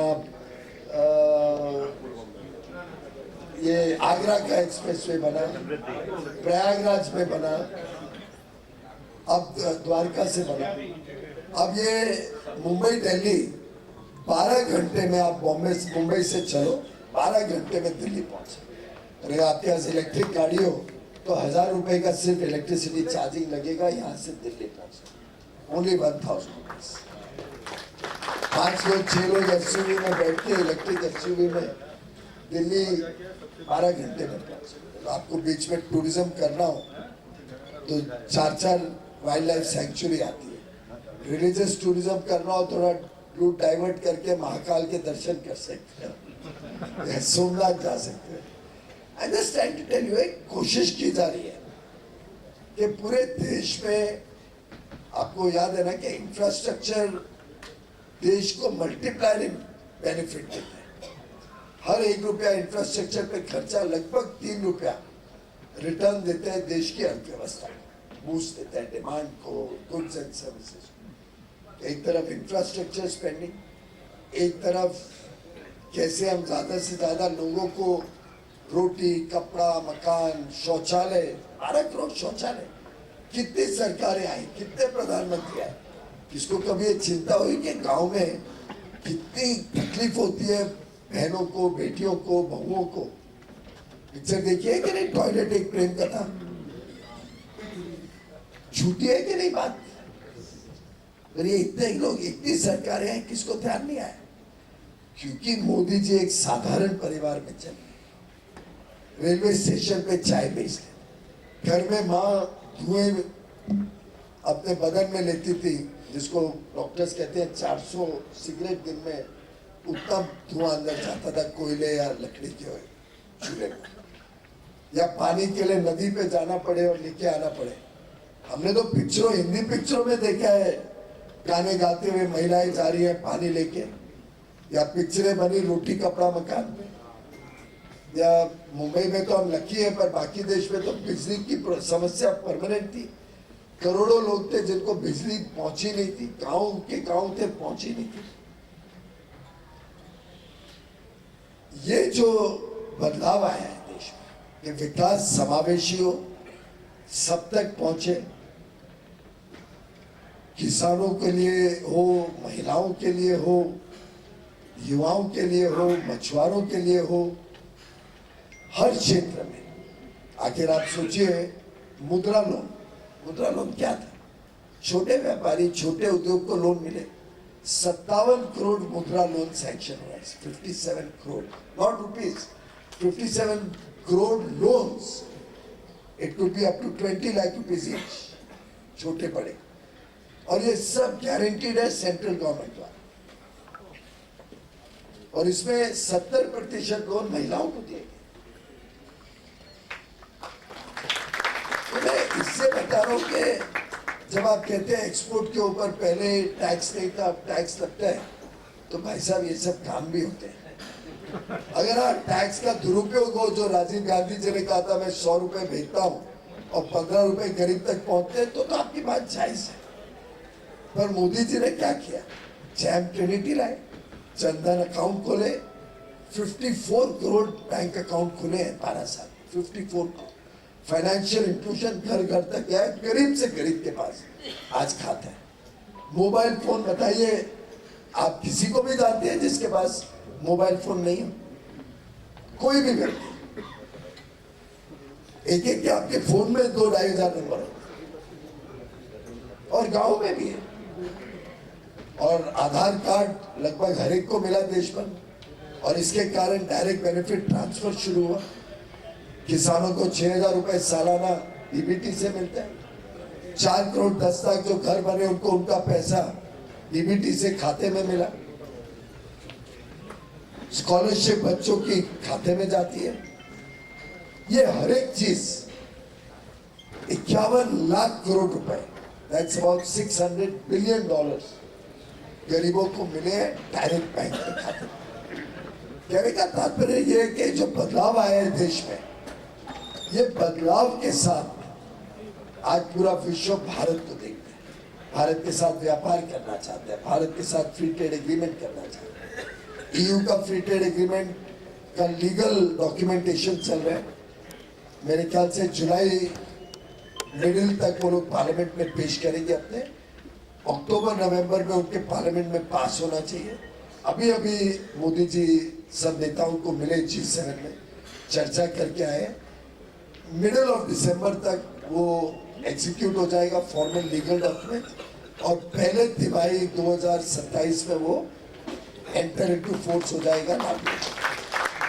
यूके का तो आप जानते हैं ना, 15 जुलाई से यूके का FTA चालू हो जाए। तो ऐसे 38 देशों के साथ मोदी जी के कार्यकाल में पिछले 3-3.5 साल में मैंने 9 FTA किए हैं। 38 विकसित देश, all rich countries, prosperous countries, जहाँ पे हमारी कोई कंपटीशन नहीं है, हमारी ज्यादा लेबर ओरिएंटेड इंडस्ट्री वगैरह रहती है। ये विकसित देश हाईटेक प्रोडक्ट्स देते हैं, तो वी कॉम्प्लीमेंट ईच अदर, और इससे जो उछाल मिलेगा इकोनॉमी। आपकी जानकारी के लिए पिछले साल तो 2 युद्ध चल रहे थे। अमेरिका ने 50% टैरिफ लगाया था हमारे ऊपर, पर हम झुके नहीं उनके सामने।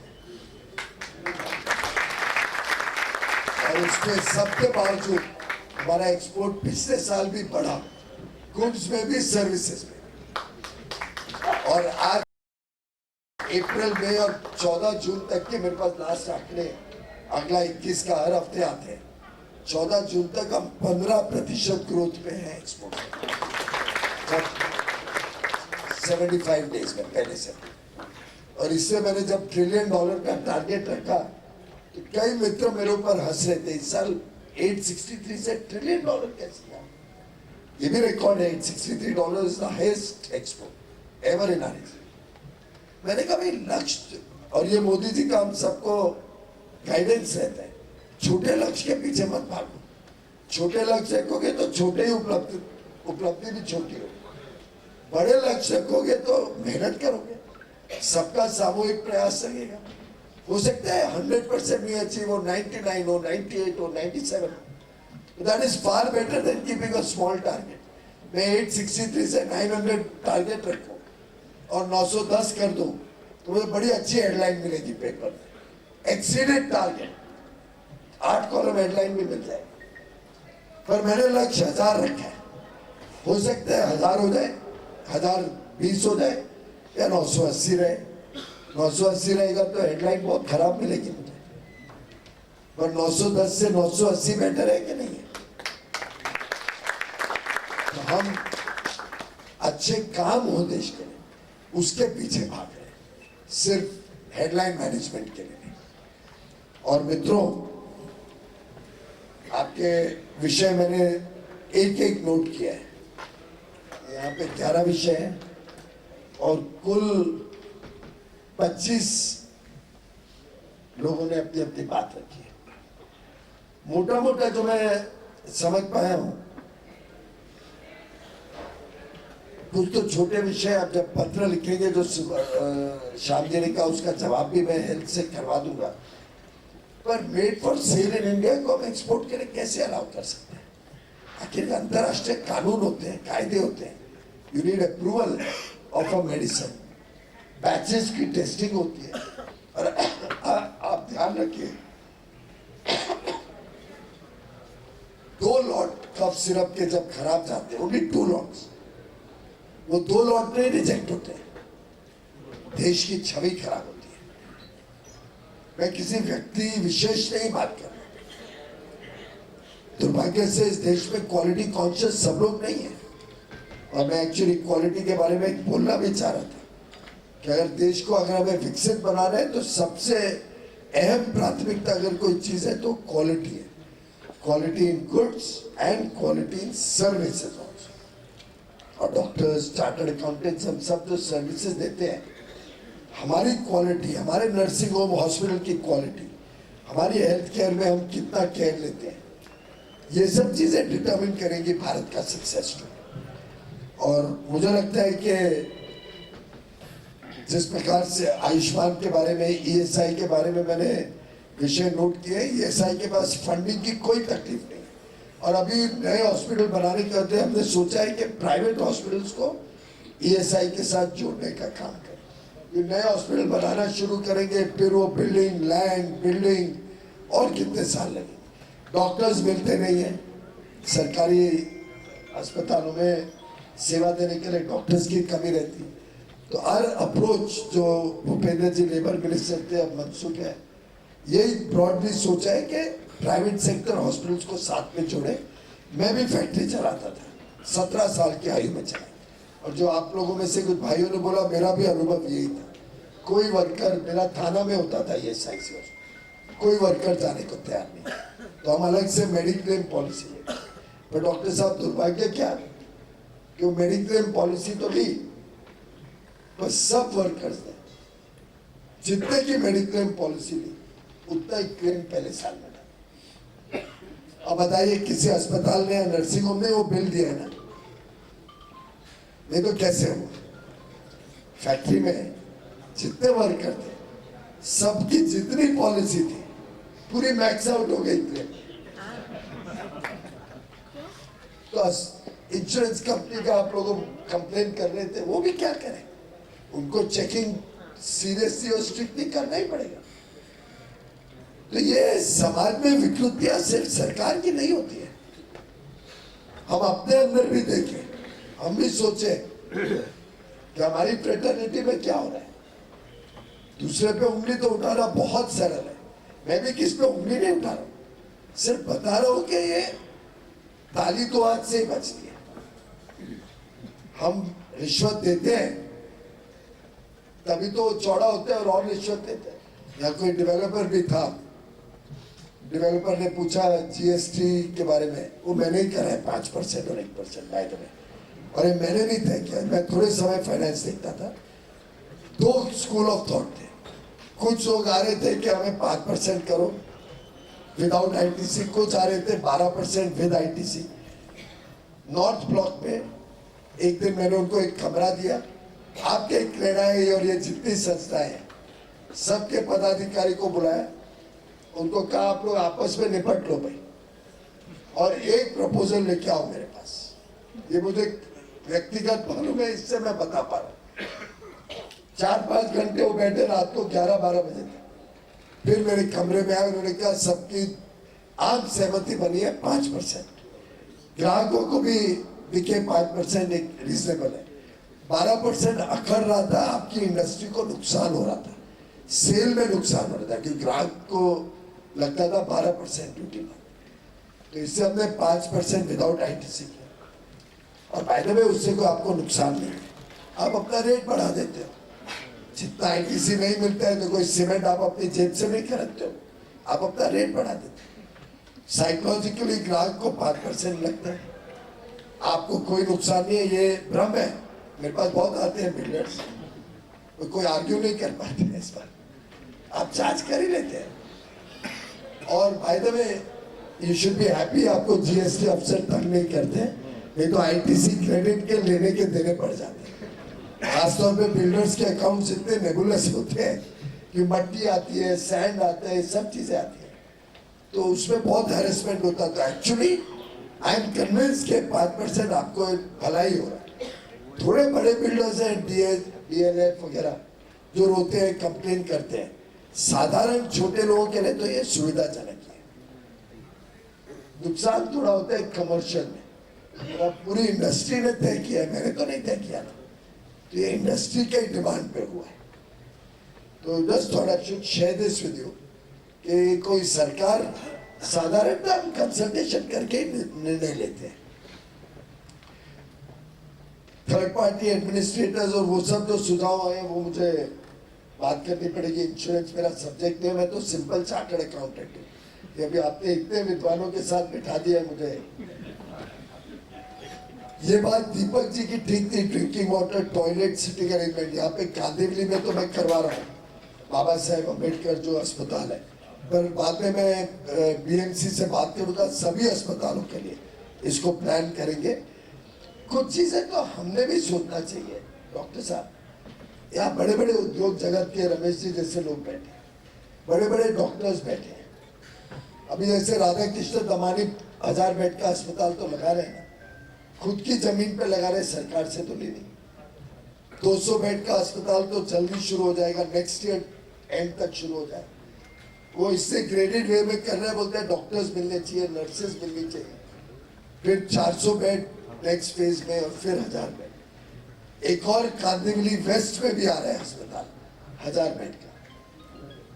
भगवती अस्पताल वो लोग बिड करना चाह रहे थे फॉर प्रॉफिट, मैंने होने नहीं दिया, क्योंकि गरीबों के लिए होना चाहिए। कुछ बड़ी ट्रस्ट या इंस्टीट्यूशन से बात कर रहा हूँ, 10-20% बेड को अगर फॉर प्रॉफिट चला दिया और 80% बेड्स फ्री में आयुष्मान भारत और गरीबों के लिए, तो रियली सेवा कार्य होगा। सरकार का काम वही है कि गरीबों को सुविधाएं मिले, बाकी सब तो प्राइवेट आप लोग कर ही रहे हो। सरकार should not be making a facility 600-590 bed की and giving it out for profit. तो मैंने रुकवाया उसको, और अभी कोई अच्छे ट्रस्ट के साथ उसको बिडिंग करेंगे वापस, जो मिनिमम कमर्शियल यूज, मैक्सिमम गरीबों की सेवा कर सके। तो भगवती अस्पताल उस दिशा में जाएगा। भाई द वे, आपको पता नहीं, मालूम है कि नहीं, NABH अप्रूव्ड सरकार का एक भी अस्पताल नहीं है पूरे महाराष्ट्र में। Are you aware of it?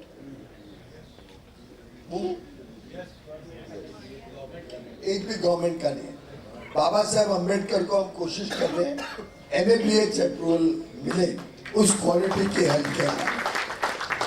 आसान नहीं है सरकारी तंत्र में करवाना, तो मैंने QCI से पूरा गैप एनालिसिस करा के अब उसमें फोकस एफर्ट कर रहा हूँ कि ये NABH अप्रूव्ड सरकारी अस्पताल बने, जिससे हो सकता है कि हमारे यहाँ जो KEM से किधर से आए, JJ अस्पताल से या वाडिया से आए, उनको भी थोड़ा प्रोत्साहन मिले कि वो भी कोशिश करें। है? Is it a government hospital? Trust. I'm talking about government hospital. Talking about government. I know private तो बहुत है, बॉम्बे हॉस्पिटल ये वो बहुत है। या I know ट्रस्ट के तो बहुत है मैडम, गवर्नमेंट हॉस्पिटल एक भी नहीं है पूरे महाराष्ट्र में। मुझे उन्होंने ही बताया, खुद सरकार के लोगों ने ही बताया। वाडिया हॉस्पिटल की बात मैं दिल्ली में करूंगा, मुझे पत्र देना, will try to sort out your problem of centre of excellence. ये जो awareness and training of police on first aid, एंटोलिन वाली बात बहन शिल्पा जी ने की, वो भी मैं health minister, actually most of the issues are technical in nature, I will take it back to health, try to get you, Shyam ji के साथ साझा करूंगा इसका रिस्पॉन्स। पर आइडियली अगर ये जो 25 सुझाव है इसको राइटिंग में मिल सके तो, आपने सही कहा कि सरकार में क्या होता है, लेटर आता है और वो मार्क हो जाता है तो फाइल खुल जाती है, और फाइल खुल जाए तो जब तक खत्म नहीं होती है, वैसे तो मैं अपने डैशबोर्ड में सब डलवा दूंगा, पर पत्र होने से एक तो क्लैरिटी ऑफ द सब्जेक्ट और एक्शन भी स्पीडियर हो जाता है। GST नंबर हर स्टेट का अलग होगा भाई साहब, क्योंकि कोई स्टेट तैयार नहीं है जनरल GST नंबर पे एलोकेशन के लिए। मेरे हाथ में नहीं है, आप वैसा बैठ जाए। अगर सब स्टेट्स मान जाए तो हमें कोई आपत्ति नहीं, पर दुर्भाग्य से स्टेट्स अपना वर्चस्व रखना चाहती है, कोई स्टेट इसके लिए तैयार नहीं। Medical tourism really very important thing, हम भी चाहते हैं, पर उसके लिए अभी तक बहुत ठोस सुझाव, डॉक्टर त्रियान वगैरह से मेरी बातचीत चल रही है, FICCI, CII भी सिखाव दे रहे हैं, पर अभी तक कोई ठोस तरीका। सबसे बड़ी तकलीफ एयर एम्बुलेंस की, सबसे बड़ी तकलीफ वीजा की नहीं है जो हम सोचते हैं। वीजा तो हमारे एम्बेसीज को हम बोल के फास्ट करवा सकते हैं, वो करते भी हैं। Indian embassy visas are not the problem. The bigger problem is how to get them. Air tickets are very expensive. Airlines don't have enough planes, so we are struggling with a few issues which still need to be sorted out, both for dental and medical tourism. ये biomedical engineers, आपकी बात सही थी doctor Vidyadhar. It's a good idea because most government hospitals, and I've been struggling with it, the maintenance of equipment is terrible. But I'll talk to the DMC Health and see if we can start with Mumbai as a test case. हर अस्पताल में ना भी हो, at least BMC कुछ लोगों को नियुक्त करे इस काम के लिए. ये भी ठीक था, ESI के अस्पताल में मेडिकल डॉक्टर्स को अलाउ करना, medical college is a good suggestion. I will talk to them about that. Medical protection act मैं जानता नहीं, उसके बारे में मुझे देखना पड़ेगा. ये सब्जेक्ट शायद स्टेट सब्जेक्ट होने के कारण सेंट्रल लॉ नहीं होगा, but I will still check up what is holding it back.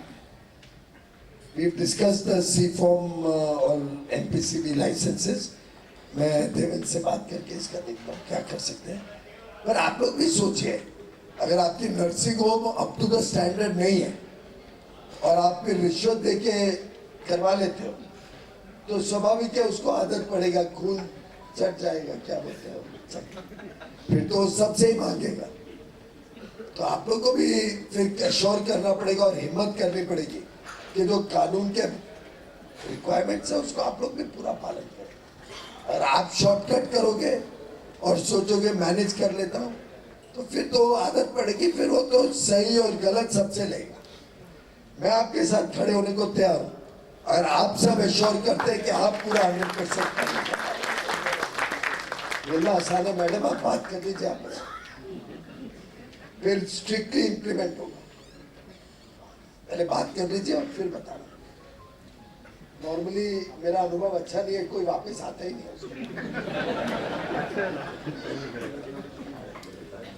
किशोर जी की बात नोट की है, मैं बात करूंगा ये पावर की क्या प्रॉब्लम है. Industry should get power, we want to encourage more industry. ये वाड़ा की समस्या कोई स्पेसिफिक पॉलिटिशियंस है, कोई पार्टी के है तो जरूर शाम जी को बताना, मेरे तक आ जाएगा. या लोक कल्याण कार्यालय हमारा फायर ब्रिगेड के सामने एसवी रोड कांदिवली में, वहां पे आप पत्र भेज दें तो भी उसके ऊपर एक्शन होगा. जरूर जीएसटी में डेट पर डेट, ये तो प्रमोद जी ने ऑफर किया, ये will help to sort it out. और अगर कोई हैरेस कर रहा है तो will try to take him up also. बाकी अनिल कैन्या जी ने जो बताया, हम एक ट्रेड प्लेटफॉर्म बना रहे हैं, ट्रेड कनेक्ट. एफटीएस की जानकारी, अब इतने एफटीएस हो गए कि एमएसएमई तक पहुंचे. मैं 1000 लोगों को हायर भी कर रहा हूँ, उनको देश में हर डिस्ट्रिक्ट में भेजने वाला हूँ.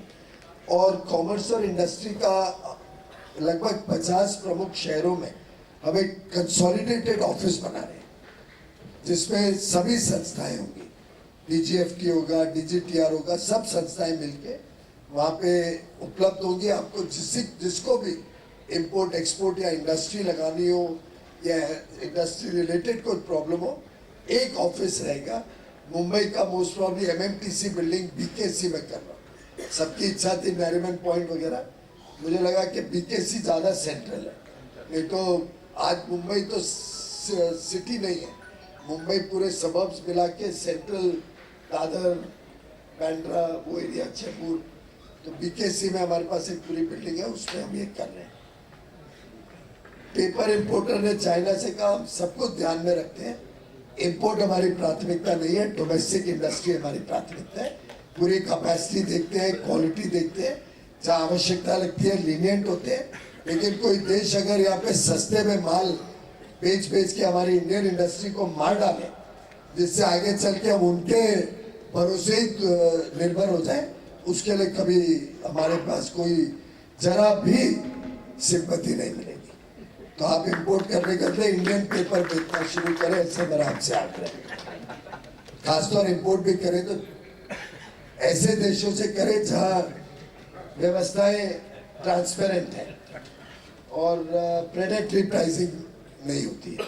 और डीजीटीआर बड़ा स्ट्रिक्ट क्वासी जुडिशियल प्रोसेस है, उसमें कोई आपको खोट नहीं नजर आएगी, और कोई खोट नजर आए तो आप कंप्लेन कर सकते हैं, आपकी भी सुनी जाएगी। That I can assure you. Imitation jewellery मेरे नज़र में है, इसको हमें बढ़ावा देना है, पर वो रॉटेप और ड्रॉबैक से नहीं होगा।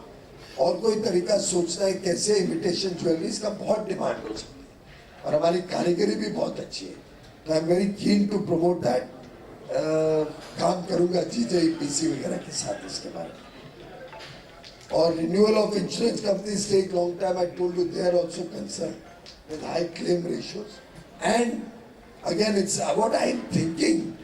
इसमें डॉक्टर साहब ऐसा कुछ करना चाहिए कि प्रीवियस एक्सपीरियंस के बेसिस पे, मैं बात करूंगा इंश्योरेंस कंपनी या ये फायर ब्रिगेड वगैरह सबसे, कि प्रीवियस एक्सपीरियंस के बेसिस पे स्टार रेटिंग कर दे। जैसे हम एक्सपोर्टर्स को 1, 2, 3, 4, 5 स्टार करते हैं, तो जो रेगुलरली ईमानदार और अच्छा काम करते हैं उनका पाथवे एटलीस्ट स्मूथ हो सकता है, ऐसा ट्राई कर सकते हैं। ये पूरे ध्यान है सबके बात हो सकता। मोटा मोटा यही चीज़ें थी, और तो कोई मुझे ईएसआई का, अस्पताल का, वसई का देखते हैं, प्राइवेट को ही वो करेंगे रजिस्टर करेंगे। I think I try to cover all the subjects, पर बहुत अच्छा लगा आप सबको मिलके। इसी तरीके से हमारा संवाद बना रहे समाज के हर वर्ग के साथ। और I would not like to be in absentia MP, I would like to be an MP who is responsive and who is working with you. दोस्तों माफ करना, ये बार पीयूष जी को बहुत अर्जेंटली लिबर्टी गार्डन में जाना है, वहाँ पर एक स्कूल की ओपनिंग है, और कुछ लोग वहाँ पे थोड़ा सा, हाँ मेयर वगैरह सब आए। इनफैक्ट उनका खाना भी ट्रस्टी रूम में, लेकिन वो खाने के लिए भी तैयार नहीं है, जल्दी से दे दो। वो स्वागत के लिए जो बुके लाए थे अगली बार रखेंगे, उस समय स्वागत का कार्यक्रम रखेंगे।